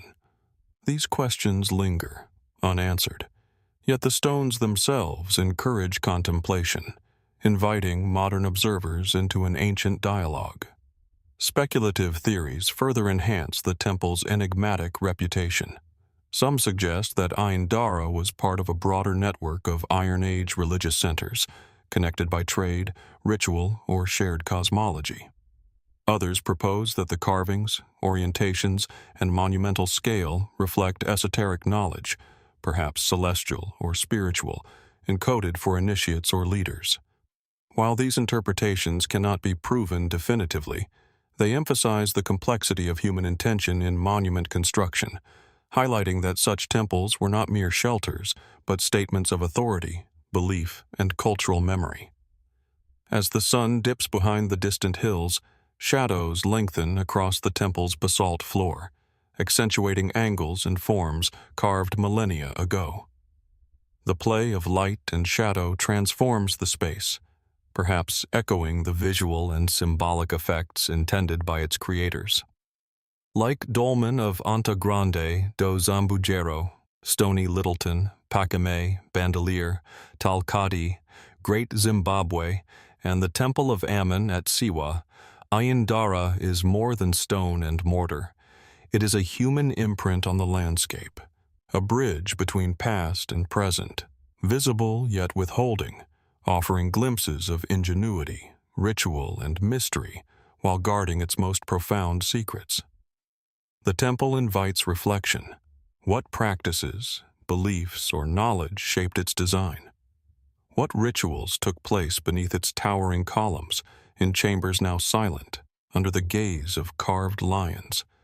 And most intriguingly, what remains hidden, buried beneath centuries of soil, rubble, or forgotten memory, waiting for discovery? Ain Dara stands as a testament to human ambition, devotion, and mystery, reminding us that some questions about faith, power, and the sacred persist across millennia, and that the past is never fully revealed, only glimpsed through stone, shadow, and silence. From the sun-scorched basalt of Ain Dara, where ancient ritual and monumental architecture speak of devotion and power, we now turn northward, across seas and centuries, to the wind-swept Orkney Islands of Scotland. Here, amid rolling grasslands and rugged coastline, sits Maeshowe, a Neolithic chambered cairn whose silent presence has captivated observers for millennia. At first glance, Maeshowe appears deceptively simple, a low, grassy mound dominating the surrounding flat landscape. But beneath its unassuming exterior lies a marvel of human ingenuity, a carefully constructed labyrinth of stone chambers, passageways, and corbelled roofs, perfectly aligned with the winter solstice. Even in its quiet, pastoral setting, the cairn exudes an aura of mystery, as if the land itself is preserving secrets it has guarded for over 5,000 years. Maeshowe was built around 2800 BC, during the height of Neolithic innovation in Orkney, contemporaneous with other nearby megalithic sites like Skara Brae and the Ring of Brodgar. Its construction demonstrates extraordinary technical skill. Large slabs of local flagstone were transported, arranged, and corbelled to create a chamber capable of standing for millennia. The central chamber is accessed via a long, narrow passage leading into a heart of space that could hold multiple individuals and objects.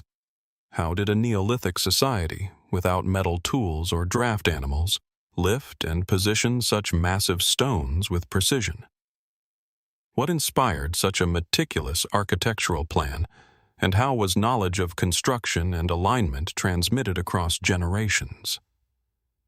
The alignment of Maeshowe is one of its most remarkable features. Each year, the setting sun at the winter solstice illuminates the back wall of the main chamber, casting a beam of light along the passageway. This phenomenon suggests a sophisticated understanding of solar movement and a deep connection between human activity and celestial cycles. Was this alignment purely symbolic, representing the triumph of light over darkness, or did it serve a practical purpose, perhaps marking seasonal change for agricultural or ritual activities? Could the passage of light through the chamber have been intended to animate the stones, creating a dynamic spiritual experience for those who entered? Inside the chamber, corbelled roofs rise with impressive precision, forming an almost cathedral-like space of stone. The walls are smooth, and their careful construction indicates not only functional skill, but a desire to create an enduring, sacred environment. Artifacts recovered from Maeshowe, including human remains, pottery shards, and stone tools, provide evidence of its use as a burial and ceremonial site. Yet the full purpose of the cairn may extend beyond interment. Were the stones themselves considered animate, imbued with protective or spiritual properties? Did the Neolithic builders intend the monument as a vessel for memory, a repository for the souls of the departed, or a bridge between the living and the spiritual realm? Maeshowe's interior contains another layer of mystery. The Viking runic inscriptions carved into its walls centuries after the cairn's construction. These markings, etched during the 12th century by Norse visitors, illustrate how the monument retained its significance long after the Neolithic era. But why did the Vikings choose this location for their carvings? Were they seeking to connect with the lingering power of the site, or simply marking their presence on a place already charged with history? The coexistence of Neolithic construction and medieval inscriptions raises questions about how humans across ages perceive, reuse, and revere ancient spaces. The passage and chamber create a sense of processional movement, guiding anyone entering from the outside into the heart of the cairn. Narrow corridors open into a large central space, while smaller side chambers suggest careful planning for ritual or burial activities. Could these chambers have been used to separate individuals of different social or spiritual status? Or were they spaces designed for ceremonial objects, offerings, or symbolic enactments whose meaning has been lost? The architecture itself may encode social hierarchies or cosmological knowledge, yet the precise interpretation remains elusive. Artifacts and human remains provide tantalizing clues but leave profound questions unanswered. Skeletal evidence indicates multiple interments, sometimes layered or positioned deliberately. Pottery and stone implements suggest ritualized deposition, while occasional exotic materials hint at trade or contact beyond Orkney. Could Maeshowe have been a central node in a network of Neolithic sites, linking communities through shared ceremonial practice? And if so, what knowledge, beliefs, or technologies were exchanged through these connections, now buried beneath time and soil? The location of Maeshowe contributes to its enigmatic power.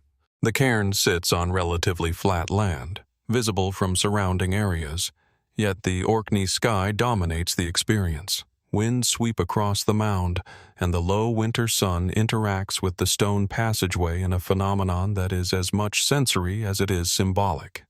Could the builders have designed this interaction deliberately, using natural light, shadow, and landscape to reinforce ritual experience?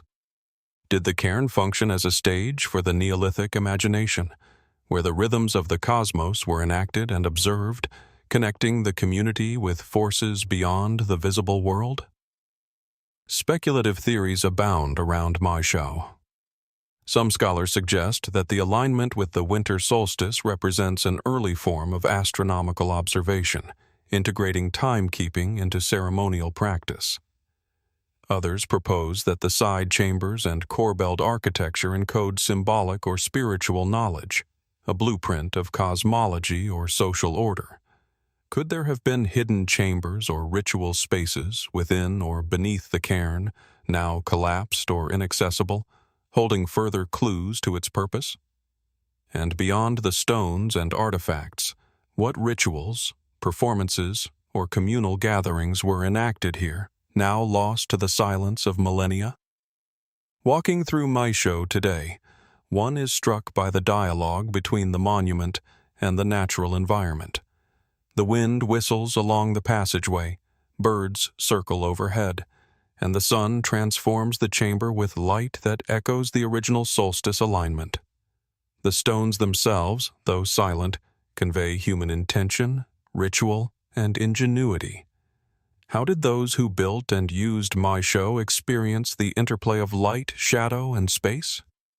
Did they understand themselves as part of a continuum of past and future, linking their actions to generations yet to come? These questions remain unanswered, and perhaps that is the point. The mystery of Maeshowe endures precisely because it invites contemplation and wonder. As evening descends across the Orkney plains, the cairn stands quietly against the horizon, a monument to human creativity, ritual, and perseverance. Like Ain Dara, Dolmen of Anta Grande do Zambujeiro, Stony Littleton, Paquimé, Bandelier, Tal-Qadi, Great Zimbabwe, and the Temple of Ammon at Siwa. Maeshowe challenges our understanding of human possibility, leaving clues yet refusing definitive explanation. Every stone, every corbelled arch, every faint trace of sunlight or inscription speaks across time, inviting us to witness, interpret, and imagine. Maeshowe ultimately asks a question without an answer. What remains hidden within its passage, beneath its stones, or in the minds and practices of its builders? What knowledge, beliefs, and experiences shaped this monument, and what echoes of them still linger in the landscape and in our imagination? In its enduring silence, the cairn reminds us that the past is never fully revealed, only glimpsed, an intricate tapestry of human ingenuity, devotion, and mystery that continues to challenge and inspire all who encounter it. From the windswept Orkney Plains, where Maeshowe stands as a testament to Neolithic ritual and astronomical precision, our journey shifts southward and eastward, across continents and centuries, to the lush, tropical landscapes of northern Malaysia. Hidden along the banks of the Sungai Batu River in the state of Kedah, a series of ancient port structures rises from the earth and mudflats, quietly revealing a civilization that predates most recorded history in Southeast Asia.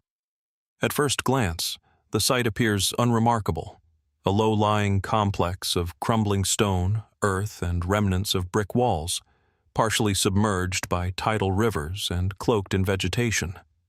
Yet, careful study uncovers evidence of an advanced urban center, a hub of maritime trade, iron production, and societal organization, operating as early as 788 BC, making Sungai Batu among the oldest known civilizations in the region. The site's sheer antiquity is astonishing. Archaeological surveys reveal remains of stone jetties, brick-lined walls, and iron smelting furnaces, hinting at a sophisticated economy built on both land and water. Large blocks of laterite stone form rudimentary docks and embankments along the river, evidence that this was not simply a riverside settlement, but a functioning port facilitating trade across the Straits of Malacca. How did early inhabitants manage to construct such durable infrastructure in a tropical, flood-prone environment? And what knowledge of hydrology, engineering, and urban planning allowed them to sustain a maritime hub capable of supporting long-distance commerce, centuries before the rise of better-known regional kingdoms? Sungai Batu's iron production is particularly striking. Archaeologists have uncovered massive furnaces, slag deposits, and evidence of extensive smelting operations, indicating that iron was not only produced for local use, but likely exported. This technological sophistication raises compelling questions. How was knowledge of metallurgy developed and transmitted in this early society? Did Sungai Batu trade iron ingots with neighboring regions, or did its products travel even further, reaching India, China, or the archipelagos to the east? And what social or religious structures governed this work? Were the furnaces operated communally under the oversight of a ruling elite, or as part of ritualized practices tied to production and prosperity? The port itself offers a tantalizing glimpse of long-distance connections. The river channels suggest deliberate dredging or reinforcement, while stone embankments indicate management of tides and currents. Could these early engineers have understood and manipulated water flow to protect their harbor from seasonal floods and monsoon tides? The layout of the settlement hints at planning that extended beyond mere survival, suggesting an integrated society with specialized labor, trade networks, and possibly administrative governance. How much knowledge of maritime trade, navigation, and logistics existed here that has since been lost to time? And what motivated the construction of such a complex port in an era often presumed to be technologically primitive? Equally intriguing are the cultural and ritual aspects of Sungai Batu. Evidence of ceremonial deposits, pottery, and stone artifacts suggests that spiritual practice was intertwined with daily life and production. Some researchers propose that ironworking itself held ritual significance, that the transformation of ore into metal was not merely industrial, but sacred. Could the river have been considered a conduit between worlds, linking the spiritual and material, and guiding the construction of jetties, embankments, and port infrastructure in accordance with cosmological or symbolic principles? Or were these choices purely pragmatic, dictated by environmental conditions? The answer remains elusive, leaving ample room for contemplation. Artifacts recovered at Sungai Batu provide further insight, yet deepen the mystery. Pieces of pottery, stone tools, and remnants of bronze and iron implements indicate extensive trade, both locally and regionally.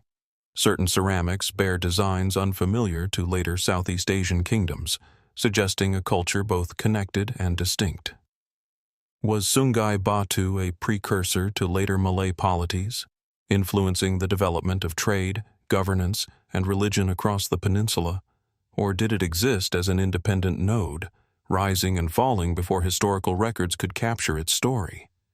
Its early date, combined with the sophistication of construction and metallurgy, challenges assumptions about the timeline of Southeast Asian civilization. The spatial organization of the settlement further intrigues scholars. Structures appear deliberately placed, forming clusters that may have separated residential, industrial, and ceremonial functions. Large furnaces were positioned near water channels, facilitating both cooling and transport, while residential areas sit slightly inland, protected from floods yet close to economic activity.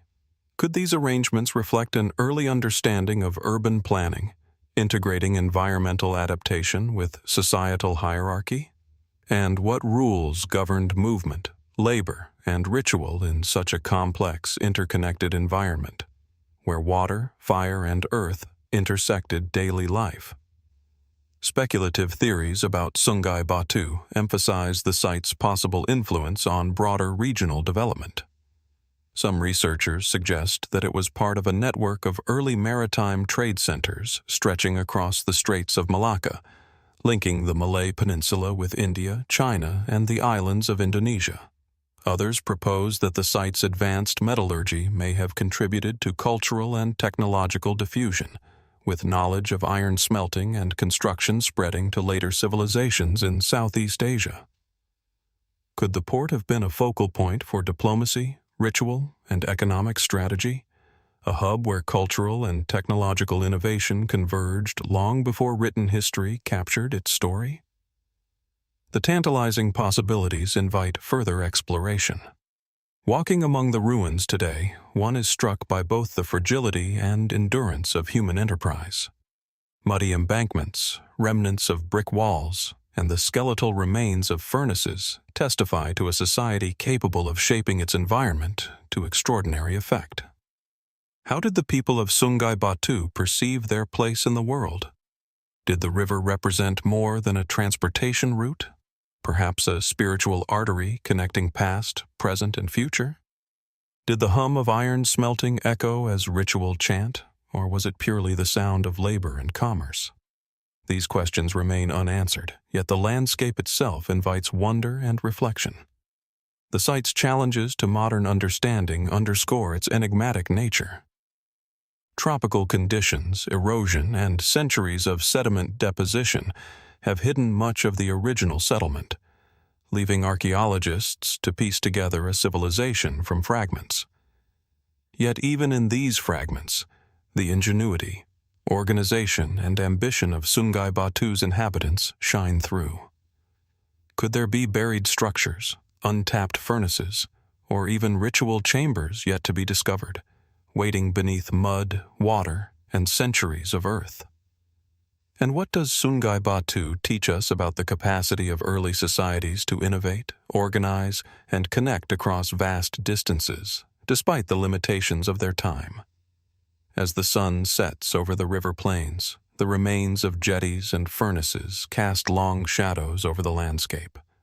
Sungai Batu endures, a testament to human ingenuity, maritime knowledge, and the intersection of labor, ritual, and trade.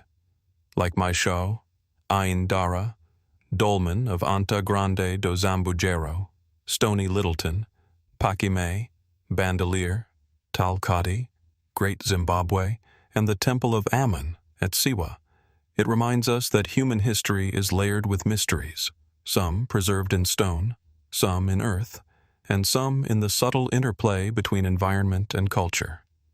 Sungai Batu ultimately asks us to consider what remains hidden. What knowledge of trade, metallurgy, and ritual has been lost? What structures, artifacts, or inscriptions lie buried beneath the sediment of time, waiting to reveal more about this extraordinary civilization? And most intriguingly, how many other ancient port cities, long forgotten, shaped human history in ways we are only beginning to comprehend? The river murmurs these questions across millennia, and the ruins, silent yet in dew, from the tropical riverbanks and iron-smelting hubs of Sungai Batu, where ancient commerce and human ingenuity leave enduring traces, our journey arcs eastward across vast oceans to the windswept islands of the South Pacific. On the northeastern coast of Raiatea in French Polynesia lies Marae Taputapuatea, a sacred ceremonial complex whose stones whisper of navigation, devotion, and inter-island connection spanning centuries. At first sight, the marae is a sprawling array of stone platforms, carefully arranged with precise geometry, aligned to cardinal directions and celestial markers. Set against the backdrop of lush volcanic hills and the expansive Pacific horizon, the site exudes both tranquility and quiet authority, a testament to a civilization deeply attuned to land, sea, and sky. Marae Taputapuatea dates back at least to the 13th century AD, though the foundations of Polynesian settlement and ritual activity in the region extend far earlier. It is widely regarded as the spiritual heart of eastern Polynesia, a hub where chiefs, priests, and navigators gathered to perform rites, make alliances, and share knowledge. The marae itself consists of multiple stone platforms, altars, and ceremonial enclosures, each with precise orientation and spacing. What principles guided the placement of these stones? Was it an expression of spiritual cosmology, a reflection of social hierarchy, or both?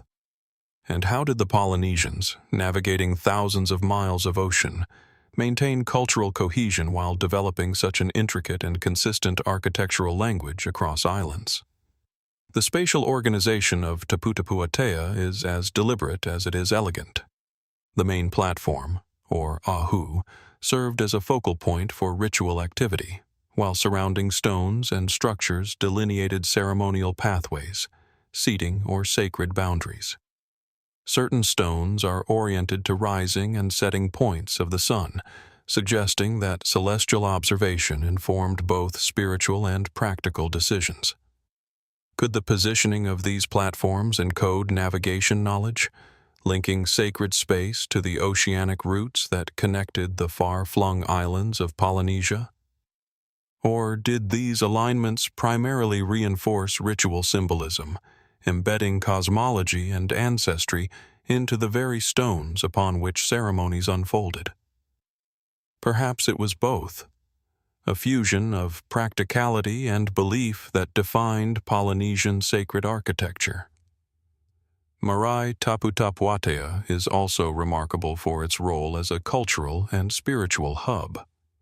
Oral traditions indicate that priests trained navigators in the knowledge of stars, winds, and currents, while rituals reinforced alliances and social cohesion across islands.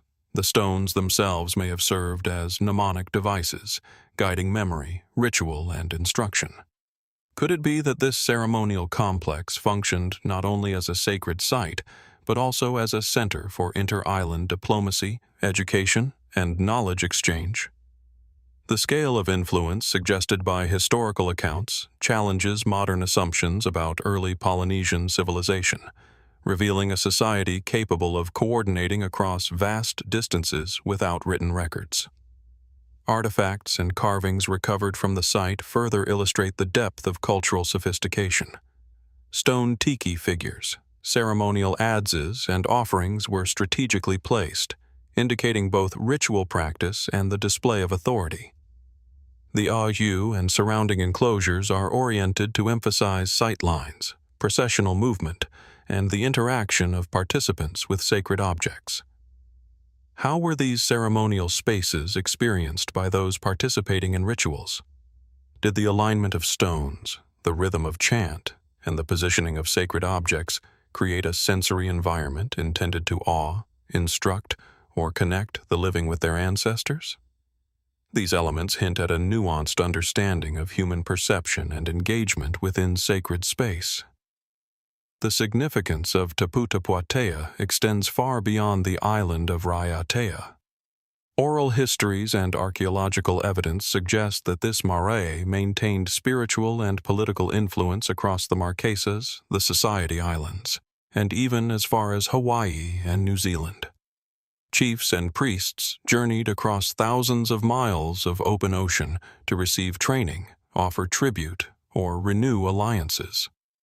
How did such long-distance connectivity shape the architecture, ritual, and social organization of Taputapuatea?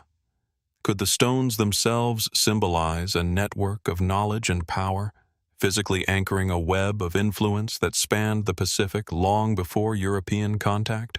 The construction techniques of the marae also evoke both precision and intentionality. Large basalt slabs were carefully quarried, transported, and placed to form platforms, walls, and altars. The alignment and leveling of stones demonstrate a sophisticated understanding of geometry and site planning.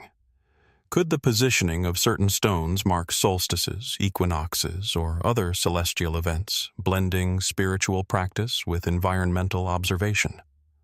And what hidden knowledge about tides, currents, and island geography might have been encoded into the layout, accessible only to those initiated into the priestly or navigational traditions? Speculative interpretations of Marae Taputapuatea suggest that the site may have functioned simultaneously as a religious, political, and educational center. The marae could have been a place where spiritual authority legitimized leadership, where practical knowledge of navigation was transmitted under ritualized conditions, and where alliances across islands were reinforced through ceremony. Was the combination of sacred space and functional instruction deliberate, designed to ensure that ritual, memory, and navigation were inseparable? And if so, what other layers of meaning remain hidden, waiting to be understood through archaeology, oral history, or careful observation of the site itself? Walking along the platforms today, one senses both stillness and continuity. Each stone appears deliberate, each alignment precise, as if the builders anticipated the passage of centuries and the scrutiny of future generations.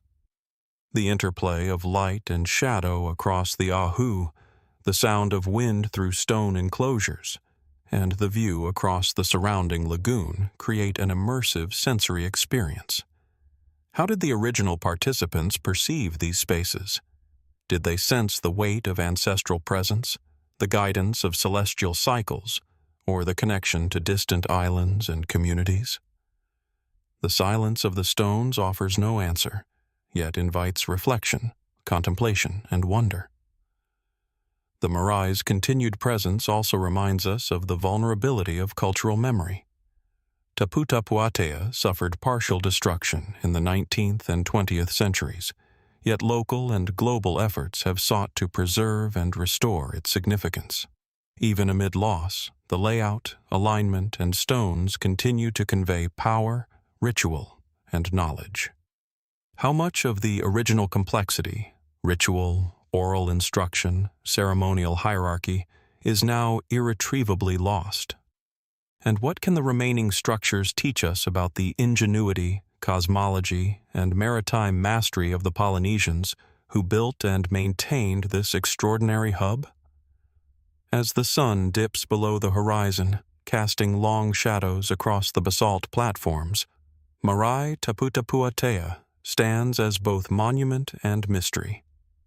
like Sungai Batu, Maeshowe, Ain Dara, Dolmen of Anta Grande do Zambujeiro, Stony Littleton, Paquimé, Bandelier, Tal-Qadi, Great Zimbabwe, and the Temple of Ammon at Siwa. It bridges past and present, human ingenuity and natural environment, ritual and observation. The stones, platforms, and altars speak to cultural continuity, yet the full meaning of the site remains just beyond reach, preserved in landscape, tradition, and memory. Marae Taputapuatea ultimately invites reflection. What knowledge of navigation, ritual, and inter-island diplomacy is encoded in its stones? What practices, chants, or ceremonies have vanished over centuries, leaving only physical markers as evidence? And most provocatively, what other interconnected centers of sacred and practical knowledge might have existed across the Pacific, now lost to time but once vibrant in human experience?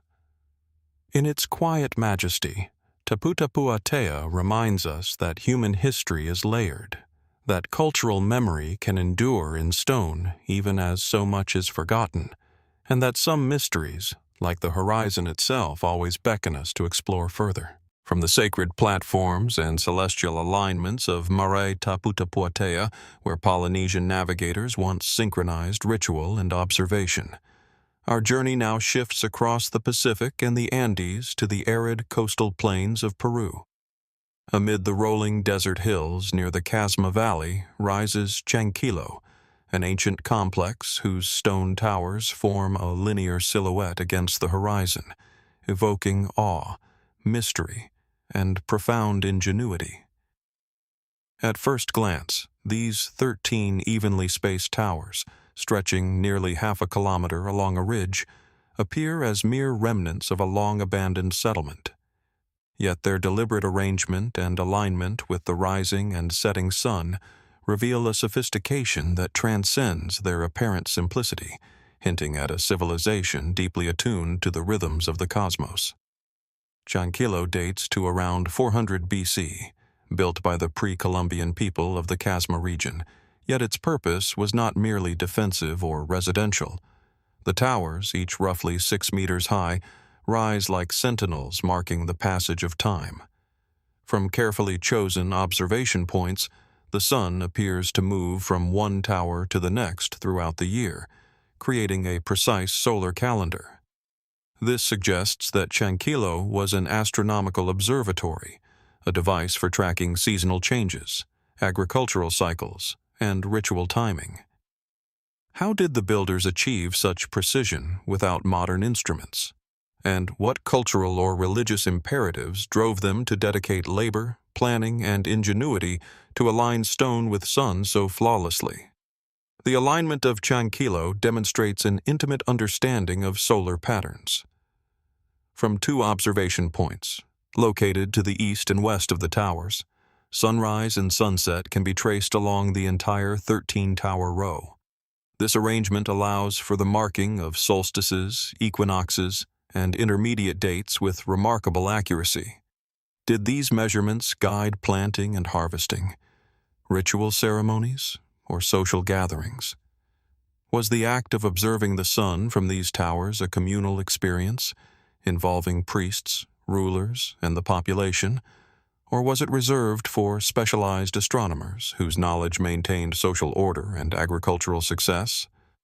The towers themselves, constructed from stone and earth, are deceptively simple in design, yet their placement required careful calculation and observation over many years. Could this imply a multi-generational understanding of astronomy, passed down orally and practiced meticulously? The precision suggests deliberate trial, refinement, and institutional memory. How did the builders conceptualize time and space?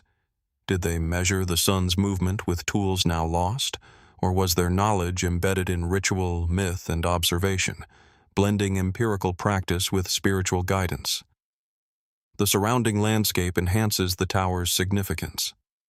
From the ridge, the sun rises and sets over distant hills, casting shadows and light that interact with the towers in complex patterns. The positioning was not accidental. It required careful surveying and an acute sense of topography. Could the ridge itself have been chosen for symbolic as well as practical reasons, perhaps connecting celestial observation with sacred geography? And if so, what cultural narratives were embedded in the very land and stone, encoded in ways now invisible to the modern observer? Excavations at Chankillo reveal additional elements that hint at ceremonial and ritualistic significance. Foundations of structures and enclosures lie nearby, suggesting that the towers were integrated into a larger complex of human activity. Pottery fragments, stone tools, and traces of ritual offerings indicate that the observatory was more than a scientific instrument. It was a locus of social and spiritual activity. Were these rituals intended to invoke the favor of the sun, ensure bountiful harvests, or mark transitions in time sacred to the community? Or were the towers themselves symbolic, representing cosmic order, political authority, or ancestral power projected into the desert horizon? Speculative interpretations extend even further. Some researchers propose that Chankillo's towers formed part of a broader network of observatories along the Peruvian coast, enabling pre-Columbian civilizations to synchronize agricultural, religious, and social calendars over vast distances.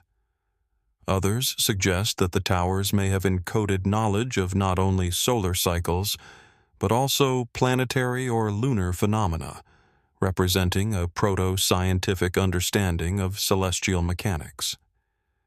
Could Chankillo have functioned as both an astronomical tool and a symbolic statement, merging empirical observation with ritualized power? The act of observing from the towers must have been as much experiential as functional. Imagine standing atop a desert ridge, the horizon stretching endlessly, the sun tracing its arc across the 13 towers, marking time with quiet authority. The interplay of light and stone transforms the mundane passage of days into a living calendar, connecting human perception with the eternal rhythms of the cosmos. Did observers feel a sense of divine presence in the alignment, or a profound understanding of natural cycles, or both? And how did these experiences shape governance, ritual, and community life in a society dependent on precise timing for survival in the harsh desert environment? Chankillo's endurance over 2 millennia raises questions about preservation, continuity, and cultural memory. The towers, though eroded, retain their geometric clarity and astronomical significance. How did such structures survive the environmental extremes of the desert? Wind, sand, seismic activity, and yet remain precise enough for modern study? What might remain undiscovered, buried beneath sand or hidden in peripheral structures that could illuminate more about the site's full purpose? And beyond the stones themselves, what knowledge of astronomy, ritual, and societal organization was embedded in practice and oral tradition, now lost to time? Walking along the ridge today, one senses the meticulous care invested in the tower's creation. Each stone, each interval, each alignment embodies both observation and intention, the merging of science, ritual, and social structure. How did those who built Chankillo understand their world, and how did they encode that understanding into stone, visible for centuries yet opaque to those without contextual knowledge? Could similar structures exist elsewhere, yet to be identified, pointing to a network of prehistoric observatories previously unrecognized by modern archaeology? The towers also invite reflection on human perception of time and space. The solar calendar they create is both practical and poetic, a tangible manifestation of celestial cycles. It raises profound questions. How did these early astronomers conceptualize the passing of the year? How did the observation of sunlight moving across stone guide daily life, social hierarchy, and spiritual practice? And, more provocatively, what aspects of human knowledge were transmitted through Chankillo that modern observers have yet to fully comprehend? As the sun sets over the Kasma Valley, casting long shadows across the 13 towers, Chankillo exudes both authority and mystery. Like Marae Taputapuatea, Sungai Batu, Maeshowe, Ain Dara, Dolmen of Anta Grande do Zambujeiro, Stony Littleton, Paquimé, Bandelier, Tal-Qadi, Great Zimbabwe, and the Temple of Ammon at Siwa, it reminds us that human history is layered with ingenuity, observation, and ritual practice.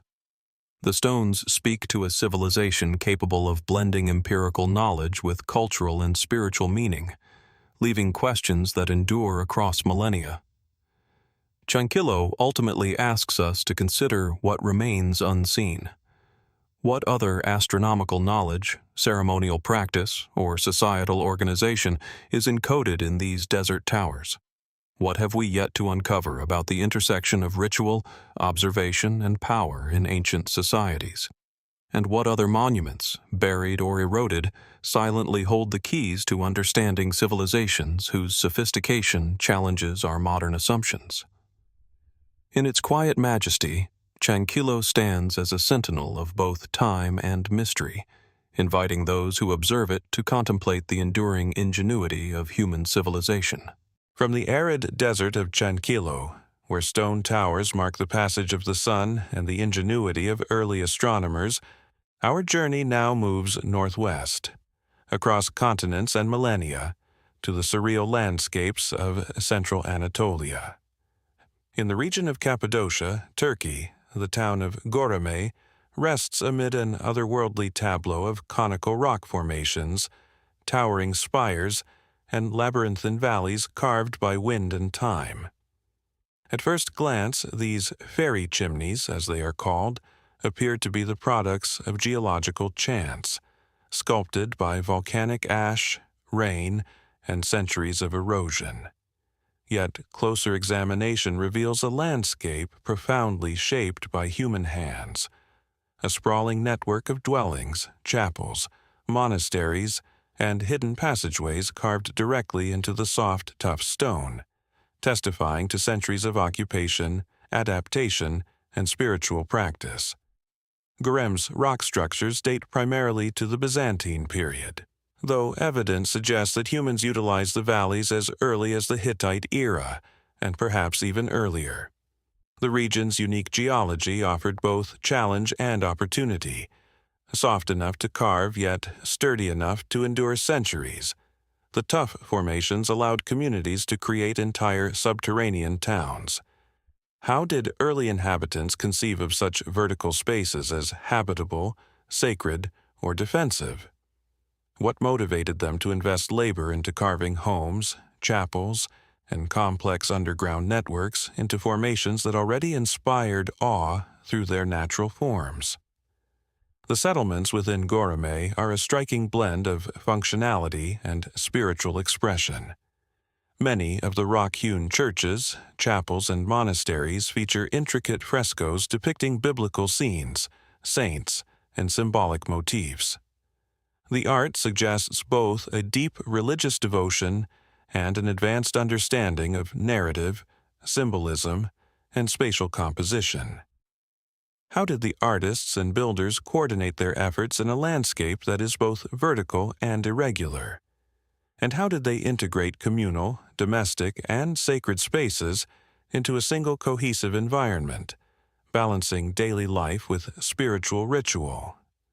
Göreme also served a defensive purpose. The soft rock allowed for the creation of concealed tunnels, hidden chambers, and escape routes, providing refuge during periods of invasion or conflict. Entire subterranean complexes, some extending multiple levels underground, could accommodate large groups of people for extended periods. How did early societies plan such intricate networks without formal engineering tools or written blueprints? And what social structures governed the use, maintenance, and secrecy of these hidden passages? The ingenuity suggests an understanding not only of architecture but also of strategy, communal planning, and environmental adaptation. The rock formations themselves raise questions that extend beyond the practical. Many fairy chimneys display unusual shapes, natural spires topped with harder rock, eroded in ways that almost seem deliberate. Some structures align with valley orientations, sunlight, or prevailing winds, suggesting that early builders may have chosen or modified formations with both practical and symbolic intent. Could these natural forms have inspired myths, spiritual associations, or rituals? Did the unusual shapes of the chimneys influence the siting of dwellings and chapels, blending the natural and the sacred into a single experiential landscape? Archaeological and historical studies reveal layers of human activity across centuries. The Byzantine churches and monastic cells coexisted with simpler dwellings and storage spaces, indicating a community that integrated spiritual devotion with everyday life. Certain chambers feature ventilation shafts, water channels, and sophisticated carving techniques, hinting at knowledge of environmental management and resource use. Could these innovations reflect a broader understanding of ecology, microclimate, and sustainable habitation, preserved through trial, observation, and tradition? And what knowledge of the landscape's geology, erosion patterns, or structural stability guided the placement and construction of these subterranean spaces? Speculative interpretations of Göreme emphasize its spiritual and symbolic dimensions. Some scholars propose that the integration of natural formations and human carving was intended to create an immersive, cosmological experience, where movement through valleys, chimneys, and chapels mirrored spiritual journeys or ascents. Others suggest that the placement of frescoes, light shafts, and hidden passageways encoded ritual knowledge or provided visual and psychological guidance for initiates. Could the landscape itself have been conceived as a teaching tool, a space where nature, architecture, and spirituality intersected to shape consciousness, devotion, and community cohesion? Göreme's rock structures also invite questions about connectivity. Cappadocia sat at the crossroads of empires, trade routes, and pilgrimage paths, linking Anatolia, the Levant, and the wider Mediterranean. Did the hidden complexes serve travelers, monks, or traders, providing refuge and continuity of knowledge? Were certain frescoes or carvings intended to communicate with visitors from afar, encoding shared religious symbols or localized spiritual knowledge? The layers of occupation suggest that Göreme was not isolated but engaged with broader cultural, political, and religious currents, its subterranean architecture offering both protection and expression. Walking through Göreme today, one is struck by the interplay of light, stone, and space. Sunlight filters into chapels, illuminating frescoes in shifting patterns that change with the day and season. Narrow tunnels open into chambers whose acoustics amplify sound in unexpected ways. The experience is simultaneously practical, spiritual, and enigmatic, a tangible encounter with centuries of human ingenuity and devotion. How did the original inhabitants perceive their environment? Did they experience the valleys as protective, sacred, or transformative? And how much of the symbolism, ritual practice, and spatial intention has been lost, leaving only stones, shadows, and traces of pigment to speak across time? Göreme also challenges modern understanding of early urban and sacred planning. The community successfully integrated dwellings, storage, chapels, and tunnels into a landscape that is at once chaotic and cohesive, organic and deliberate. Could similar practices of rock carving and subterranean habitation have existed elsewhere, now lost to erosion or time? And what principles guided the organization of space, labor, and ritual, connecting the practical with the symbolic, the individual with the communal, and the earthly with the spiritual? The rock-hewn settlements endure as both testimony and enigma. Like Chankillo, Marae Taputapuatea, Sungai Batu, Maeshowe, Ain Dara, Dolmen of Anta Grande do Zambujeiro, Stony Littleton, Paquimé, Bandelier, Tal-Qadi, Great Zimbabwe, and the Temple of Ammon at Siwa, Göreme demonstrates the remarkable capacity of human societies to shape their environment, encode knowledge in architecture, and intertwine the practical with the sacred. Yet, as with all these sites, full understanding eludes us. What rituals, techniques, and experiences have vanished? What hidden chambers, frescoes, or inscriptions remain undiscovered? As the sun sets over Göreme, casting long shadows across spires and valleys, the landscape feels alive with history, ingenuity, and mystery. The stones, tunnels, and chapels speak across time, hinting at a civilization capable of blending art, architecture, spirituality, and survival into a single cohesive environment. And yet, much remains unknown. How did the builders perceive themselves within the landscape and cosmos? What knowledge was embedded in the stones and frescoes, now only partially visible? And what secrets, hidden in plain sight, continue to challenge our understanding of human ingenuity and imagination? Göreme endures as a silent teacher, a reminder that landscapes, like memory, can preserve history while concealing it, inviting exploration, reflection, and awe. It stands as a testament to human creativity, adaptation, and devotion. A place where mystery and mastery converge, waiting for those willing to traverse its valleys, climb its chimneys, and imagine the lives of the people who shaped both rock and history. From the vertical valleys and carved chapels of Göreme, where human hands and natural forces converge in breathtaking form, our journey now moves across seas and centuries to the gentle, mist-laden hills of South Wales. Here, near the village of St. Nicholas, lies Tinkin's Wood Burial Chamber, a Neolithic monument whose massive stones rise from the landscape like echoes of a forgotten world. At first glance, the site is deceptively simple.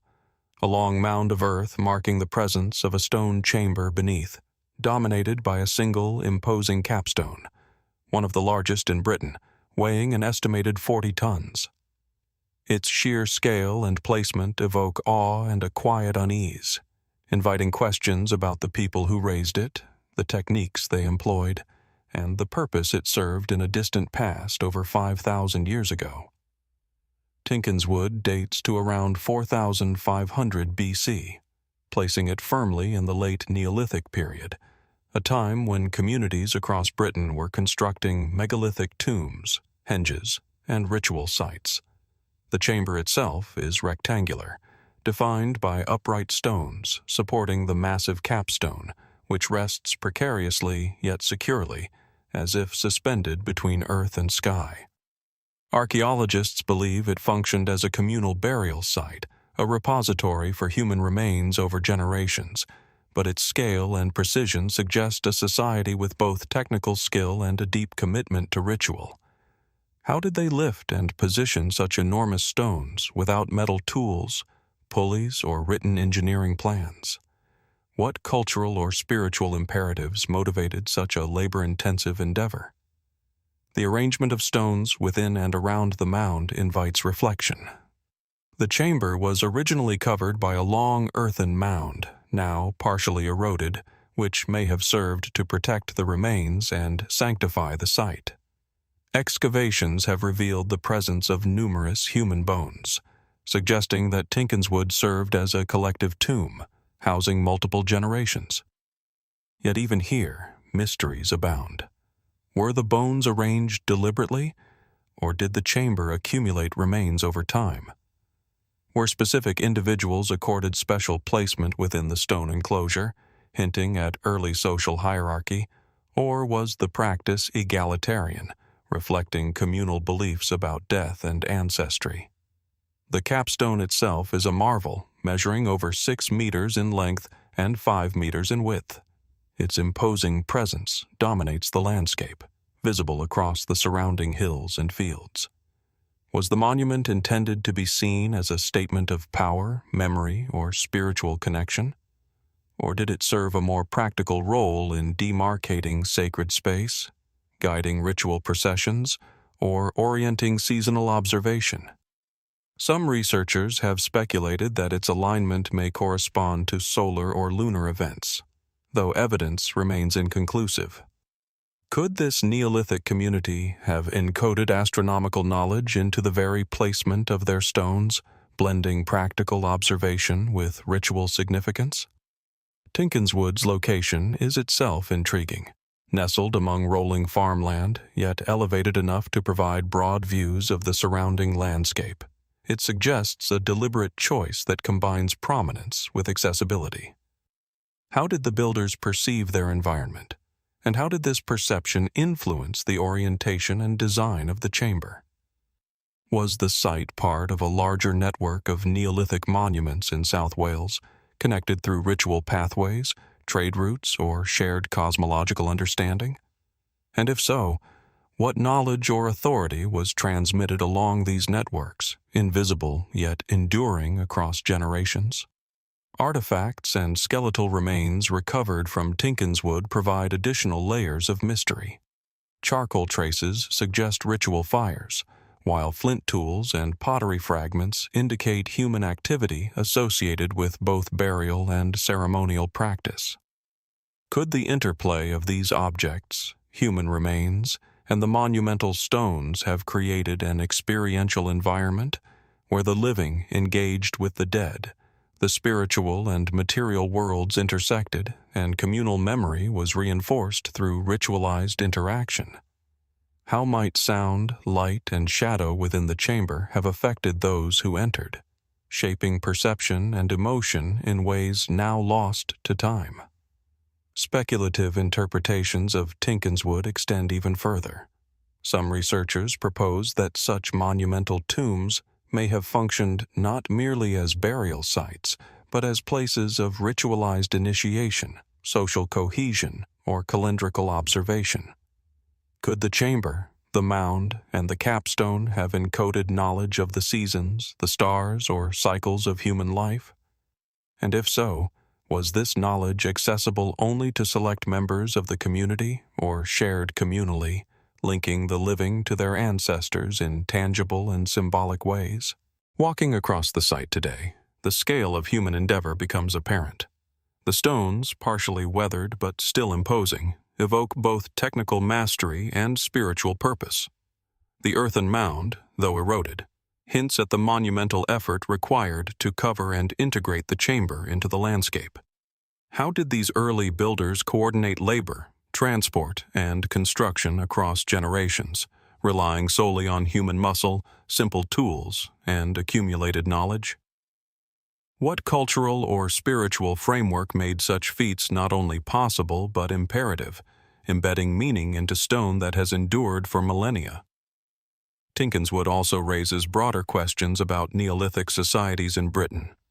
Its scale and sophistication challenge assumptions about the technological and social capacities of communities often presumed to be primitive.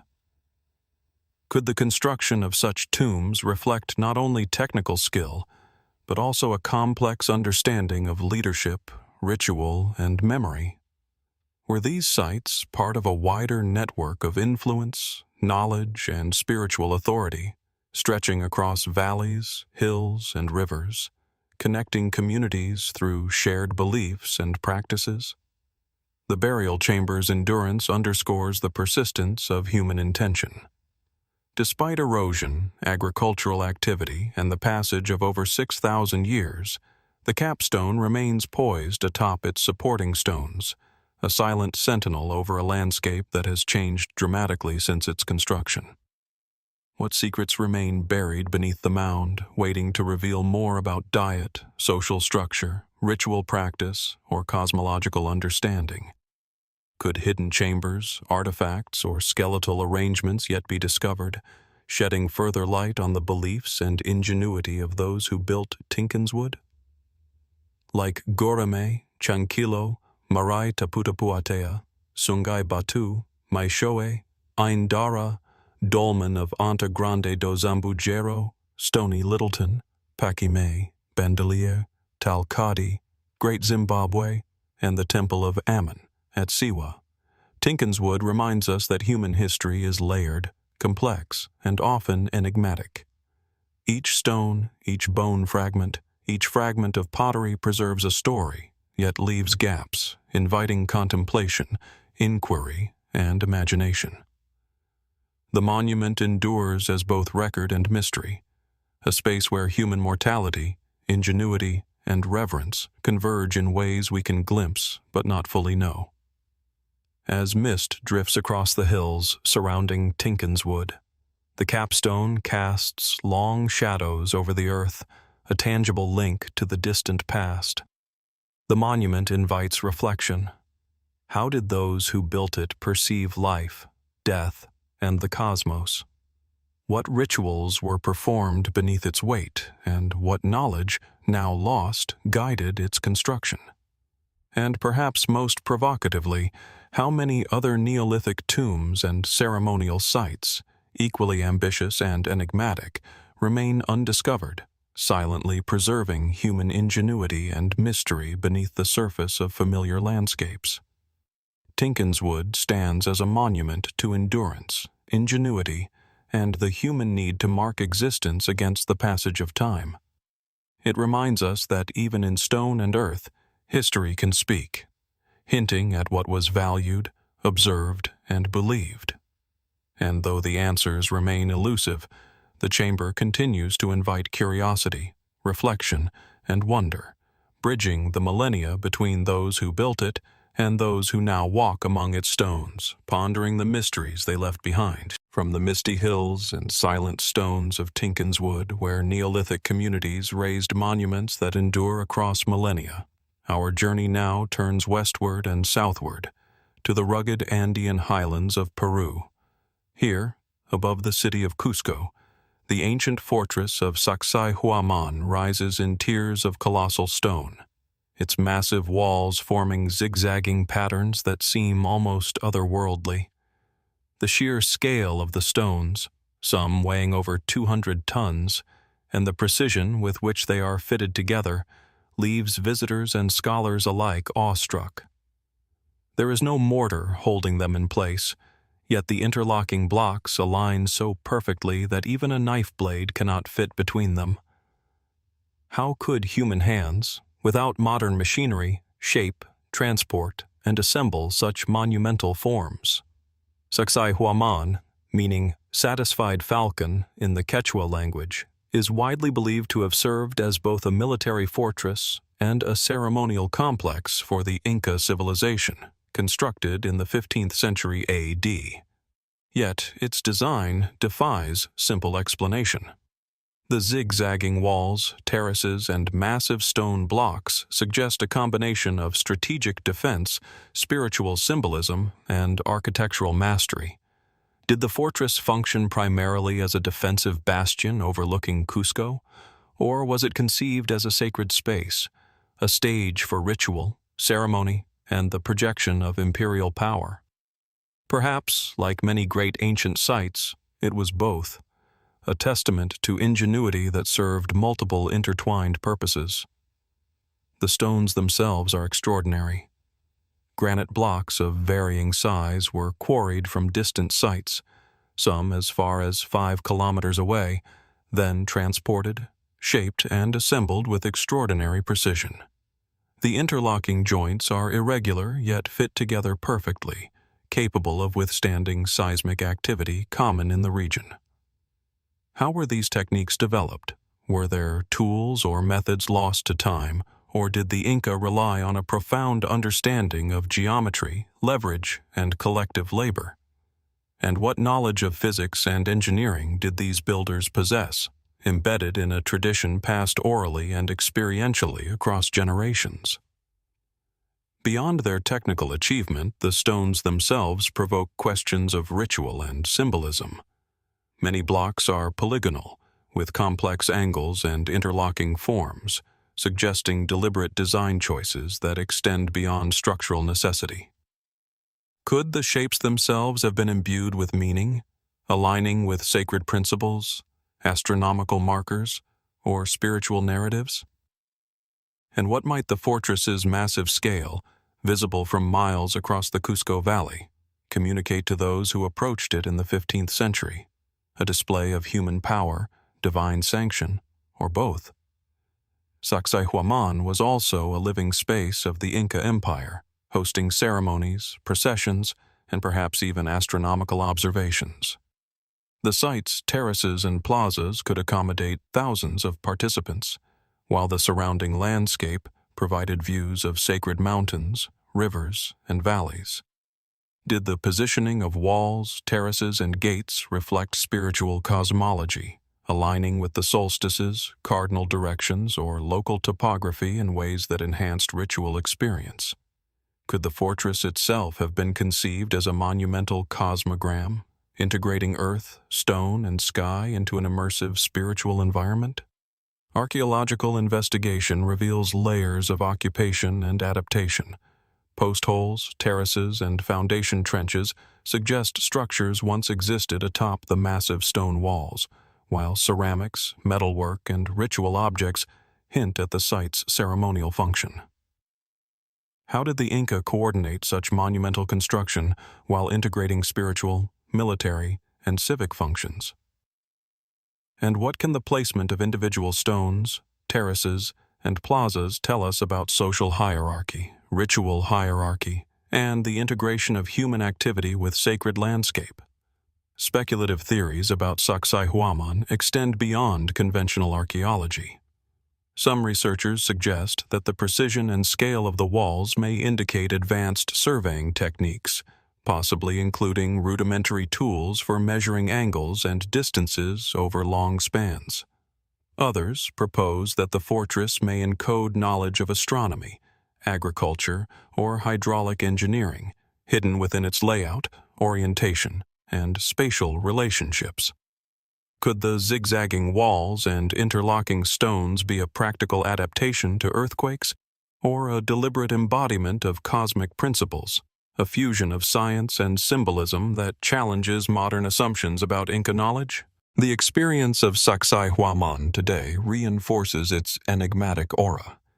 Standing atop the terraces, one can feel the weight of history and labor, imagining the hundreds or thousands of hands that moved stone, dug terraces, and shaped the landscape.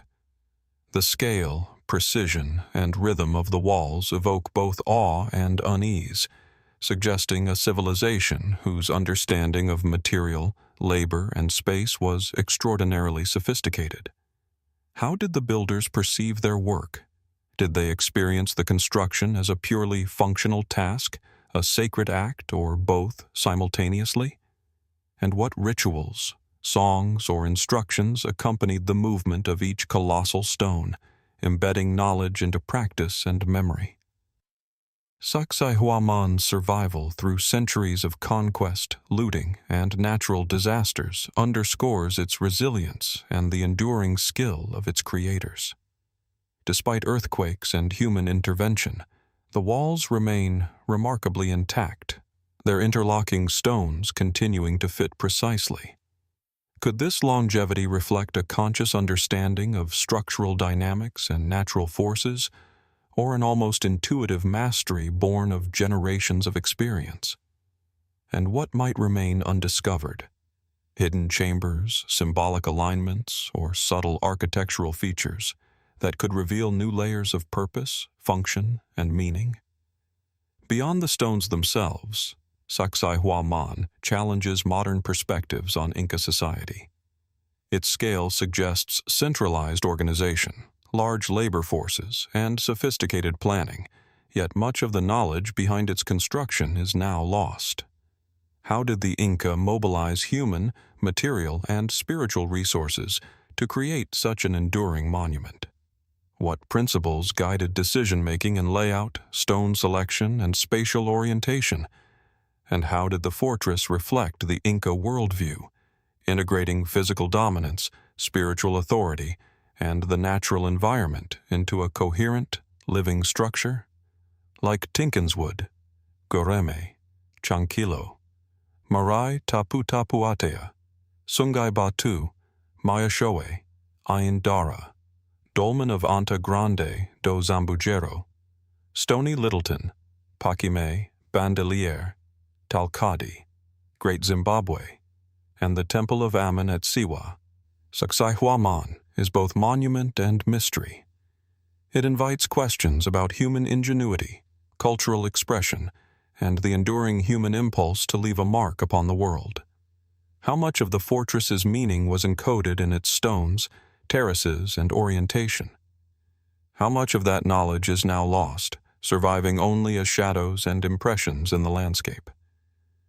As the Andean sun dips behind the ridges of Cusco, casting long shadows across the terraces and walls, Sacsayhuaman seems to watch over the valley below, a sentinel of human ambition, devotion, and craftsmanship.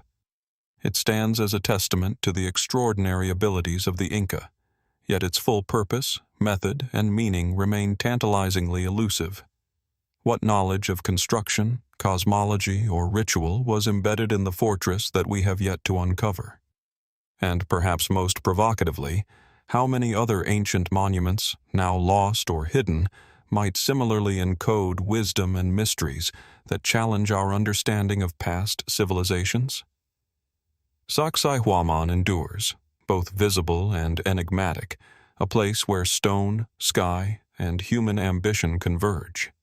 It reminds us that history is not only recorded in texts or artifacts, but in the very earth, in the labor and vision of those who shaped it, leaving questions that continue to echo across centuries. The fortress stands as an enduring invitation to explore, to wonder, and to confront the mysteries that human ingenuity has left behind. From the soaring terraces and zigzagging walls of Sacsayhuaman, where stone and human ambition converge in monumental form, our journey now moves deeper into the heart of South America, to the lush valleys of eastern Bolivia. Rising above verdant forests and rolling hills is Samaipata, a colossal rock formation that dominates the landscape with its irregular, undulating surface. At first glance, it is a natural outcrop, a massive expanse of sandstone carved by time and erosion. Yet, upon closer inspection, the rock reveals a labyrinth of carved channels, geometric patterns, and sunken platforms, etched with an intent and precision that speaks of human hands shaping the stone with profound purpose. How and why did ancient peoples dedicate themselves to this monumental endeavor, leaving a landscape transformed yet enigmatic? Samaipata, meaning height of the puma in the local Quechua language, presents a layered history of occupation and use. Archaeological evidence points to its earliest known significance with the Chain people, pre-Inca inhabitants, who likely used the site for religious and ceremonial purposes as early as 300 BC. Centuries later, the Inca expanded Samaipata's function, integrating it into their spiritual and administrative network. The carvings, sunken squares, channels, and stairways suggest a deliberate organization of space, blending ritual, governance, and possibly astronomical observation. Could Samaipata have functioned as a cosmological map, guiding ceremonies and marking the cycles of the sun, moon, and stars? Or was its significance more symbolic, a sacred space bridging earth, sky, and human society? The rock itself is a marvel of scale and adaptability. Its vast, flat surface stretches over 600 meters, yet it is anything but uniform. Some areas are smooth and carefully leveled, while others retain natural undulations, perhaps intentionally preserved to align with ritual practices or symbolic representation. Channels carved into the stone appear to have directed water, perhaps as part of purification ceremonies, irrigation, or ritual offerings. Could the flowing water have been an integral part of ceremonies, linking spiritual belief with environmental manipulation? And what did the movement of water across stone signify to those who participated in these rites, transforming a natural feature into a sacred instrument? Samaipata's carvings also hint at astronomical or calendrical knowledge. Certain sunken platforms and notches align in ways that may correspond to solstices or seasonal events, suggesting that the rock functioned not only as a ceremonial center, but as a tool for marking time. Could these alignments have guided agricultural cycles, ritual calendars, or the timing of pilgrimages? And how much knowledge about the cosmos, encoded in stone, has been obscured by centuries of erosion, human modification, and vegetation growth? The possibility that Samaipata simultaneously served as sacred space and practical observatory raises questions about the interweaving of spirituality, science, and governance in pre-Columbian societies. The carvings themselves are both geometric and symbolic. Rectangular depressions, circular patterns, and stairways evoke deliberate design and ceremonial intent, yet their exact function remains uncertain. Were these spaces altars, communal gathering sites, or stages for ritual drama? Some researchers suggest that the rock may have functioned as a platform for astronomical observations, while others argue that the carvings encode mythological narratives, cosmological principles, or ancestral memory. Could the geometric forms serve as a language, readable only to initiated priests or rulers, blending utility with symbolic secrecy? Samaipata's strategic location adds another layer of intrigue. Situated at the edge of the Andes foothills, it overlooks fertile valleys and access routes connecting highland and lowland communities. This position suggests not only ritual prominence, but also potential administrative significance, serving as a ceremonial center, watch point, or regional hub. How did the chain, and later the Inca, perceive the relationship between this elevated stone and the surrounding landscape? Did the view itself, extending across mountains, forests, and rivers, convey spiritual authority, political oversight, or both? Excavations around Samaipata reveal a complex interplay of natural and human-modified features.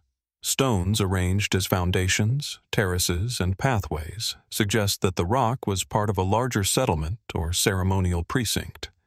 Artifacts, including pottery, figurines, and ritual objects, point to prolonged occupation, yet much remains unexplored. Could hidden chambers, subterranean passages, or additional carvings await discovery, preserving further insight into chain and Inca cosmology, social structure, and ritual practice?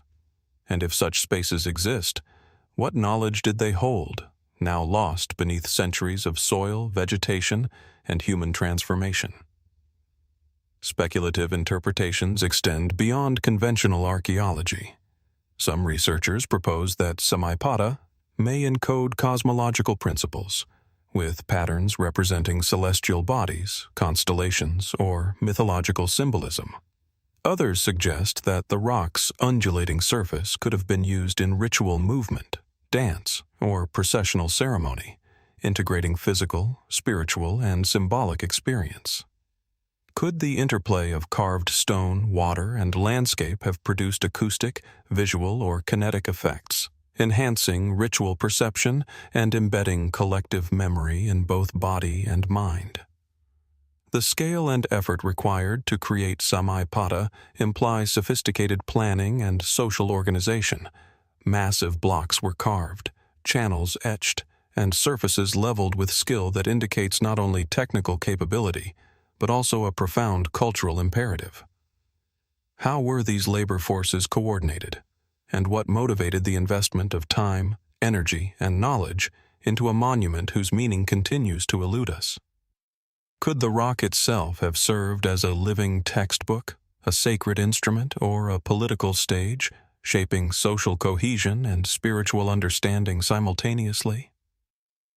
Walking across Samaipata today, one is struck by the convergence of natural majesty and human endeavor.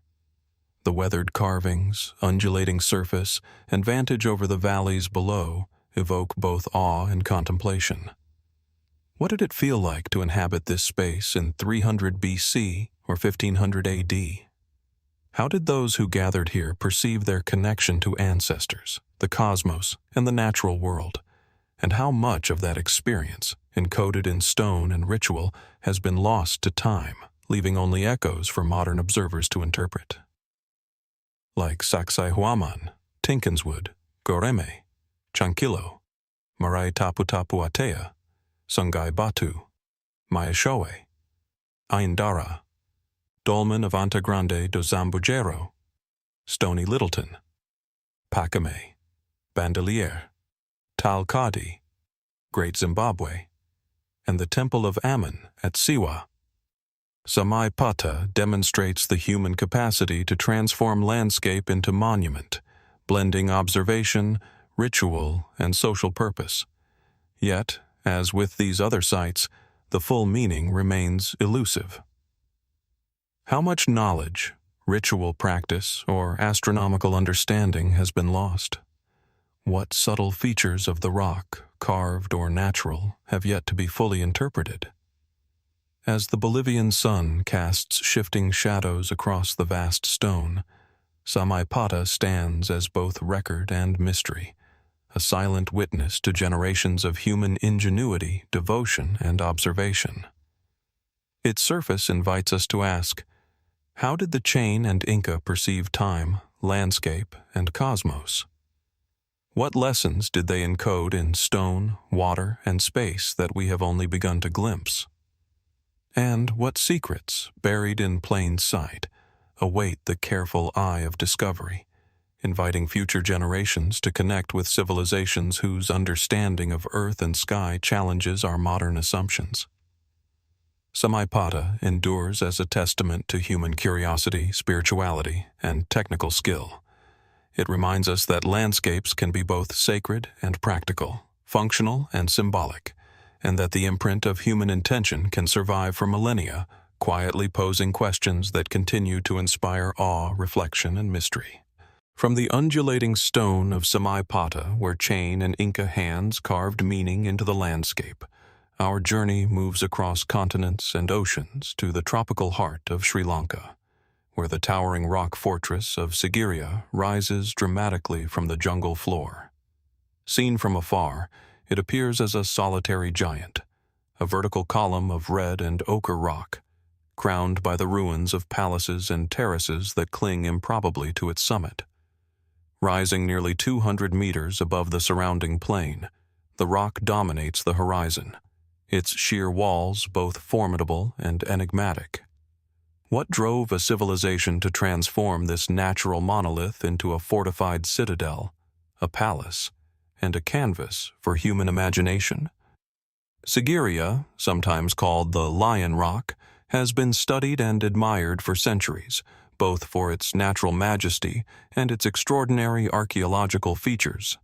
Excavations reveal terraced gardens, water channels, elaborate pools, and frescoed galleries, all meticulously arranged in harmony with the contours of the rock.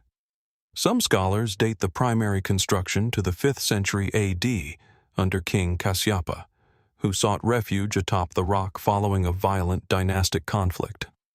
Yet even the chronology and narrative invite speculation. Why was this particular site chosen? What made Sigiriya more than just a defensive stronghold? Why was it elevated to the status of an architectural, artistic, and spiritual statement? The palace and gardens themselves defy simple explanation.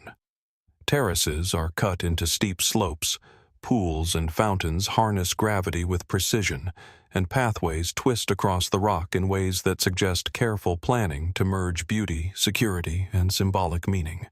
Was Sigiriya intended to impress visitors with the power and sophistication of its ruler, or did it serve a deeper ritual purpose, a stage where human ambition and cosmic order intersected?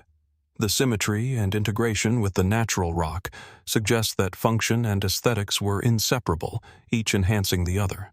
Perhaps the most famous feature is the frescoed gallery, a series of painted images of women, sometimes interpreted as celestial beings or court attendants.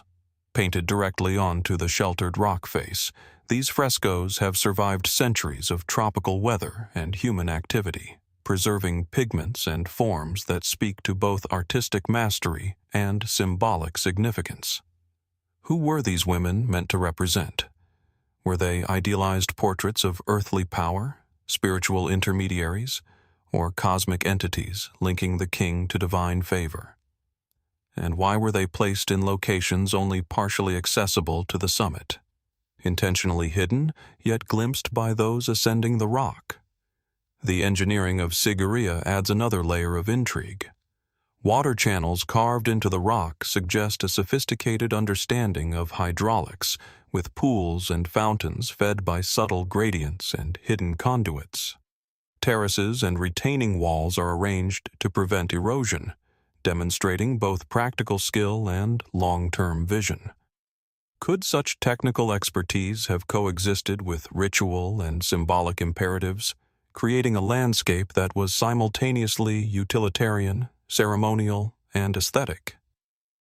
How did the designers perceive the interaction between human construction and the natural monolith, turning it into a living, functional, and symbolic environment? The defensive features of Sigiriya are equally impressive. Steep stairways, narrow passages, and the remnants of massive gates, including the famous Lion's Gate, suggest a fortress capable of withstanding both internal and external threats. Yet, while Sigiriya clearly had a military function, its artistry and planning indicate that it was much more than a citadel. Could it have been a palace-temple hybrid, where governance, spirituality, and art intersected? And how did its builders balance accessibility with protection, ceremony with security, in ways that still fascinate modern scholars? The location of Sigiriya further amplifies its mystique. Rising abruptly from the flat plains below, the rock provides panoramic views of the surrounding landscape, forests, rivers, and cultivated fields. Was this vantage primarily defensive, allowing the king to see approaching enemies? Or did the visual dominance serve a symbolic purpose, projecting authority over the land and linking the ruler to the heavens above? Could the placement of pools, terraces, and pathways have been designed to guide perception, movement, and experience, creating an immersive environment where human, natural, and cosmic elements converged? Archaeological investigations reveal multiple layers of occupation and adaptation. Beneath the visible palaces and terraces lie earlier settlements, perhaps dating centuries before King Kasyapa, suggesting that the site had been perceived as sacred or strategically important for generations. What drew earlier peoples to Sigiriya? Was it the rock itself, the natural prominence of the site, or some unseen spiritual resonance embedded in its formation? And how did successive civilizations reinterpret and reshape this imposing monolith, layering meaning upon meaning across centuries? Speculative interpretations abound. Some researchers suggest that Sigiriya may have been designed with cosmological significance, aligning with celestial events or incorporating symbolic numerology into the layout of terraces, gardens, and stairways. Others propose that the rock functioned as an ancient observatory or ceremonial calendar, guiding agricultural cycles, rituals, and courtly activities. Could these ideas coexist, blending practical, symbolic, and spiritual imperatives into a single, cohesive monument? And if so, what knowledge or traditions are lost to us, encoded only in the invisible geometry of the site and the rhythms of its design? Standing at the base of Sigiriya today, one is struck by the fusion of natural grandeur and human achievement. The rock's smooth, sheer surfaces, the carved stairways, the frescoed galleries, and the terraces above all speak to an extraordinary capacity for planning, labor, and imagination. What thoughts, prayers, or strategies guided those who constructed this monumental landscape? How did the king, architects, artisans, and laborers perceive their work, aware that it would endure across centuries as both symbol and reality? Like Samaipata, Sacsayhuaman, Tinkinswood, Göreme, Chankillo, Marae Taputapuatea, Sungai Batu, Maeshowe, Ain Dara, Dolmen of Anta Grande do Zambujeiro, Stony Littleton, Paquimé, Bandelier, Tal-Qadi, Great Zimbabwe, and the Temple of Ammon at Siwa, Sigiriya, challenges our understanding of human ingenuity, ambition, and spirituality. Each stone, each terrace, each stroke of pigment is evidence of profound skill and thought, yet the full intent of the builders remains elusive. What rituals were performed, what knowledge was encoded, and what meanings were understood only by those who lived within this extraordinary environment. As sunlight shifts across the rock's vertical face, casting shadows over terraces and frescoes, Sigiriya seems to hold its secrets tightly, offering glimpses of a sophisticated, ceremonial, and perhaps even mystical world. How did those who built it perceive their relationship to the land, the sky, and each other? What knowledge, encoded in stone and water, in fresco and stairway, has yet to be uncovered? And how many layers of intention, symbolism, and ritual remain hidden, awaiting discovery by those willing to look, ponder, and imagine? Sigiriya endures, a monument to ambition, artistry, and the human desire to leave an imprint upon the earth. It reminds us that even in the tropical forests of Sri Lanka, across time and culture, human hands have shaped the landscape in ways that speak of power, devotion, and mystery.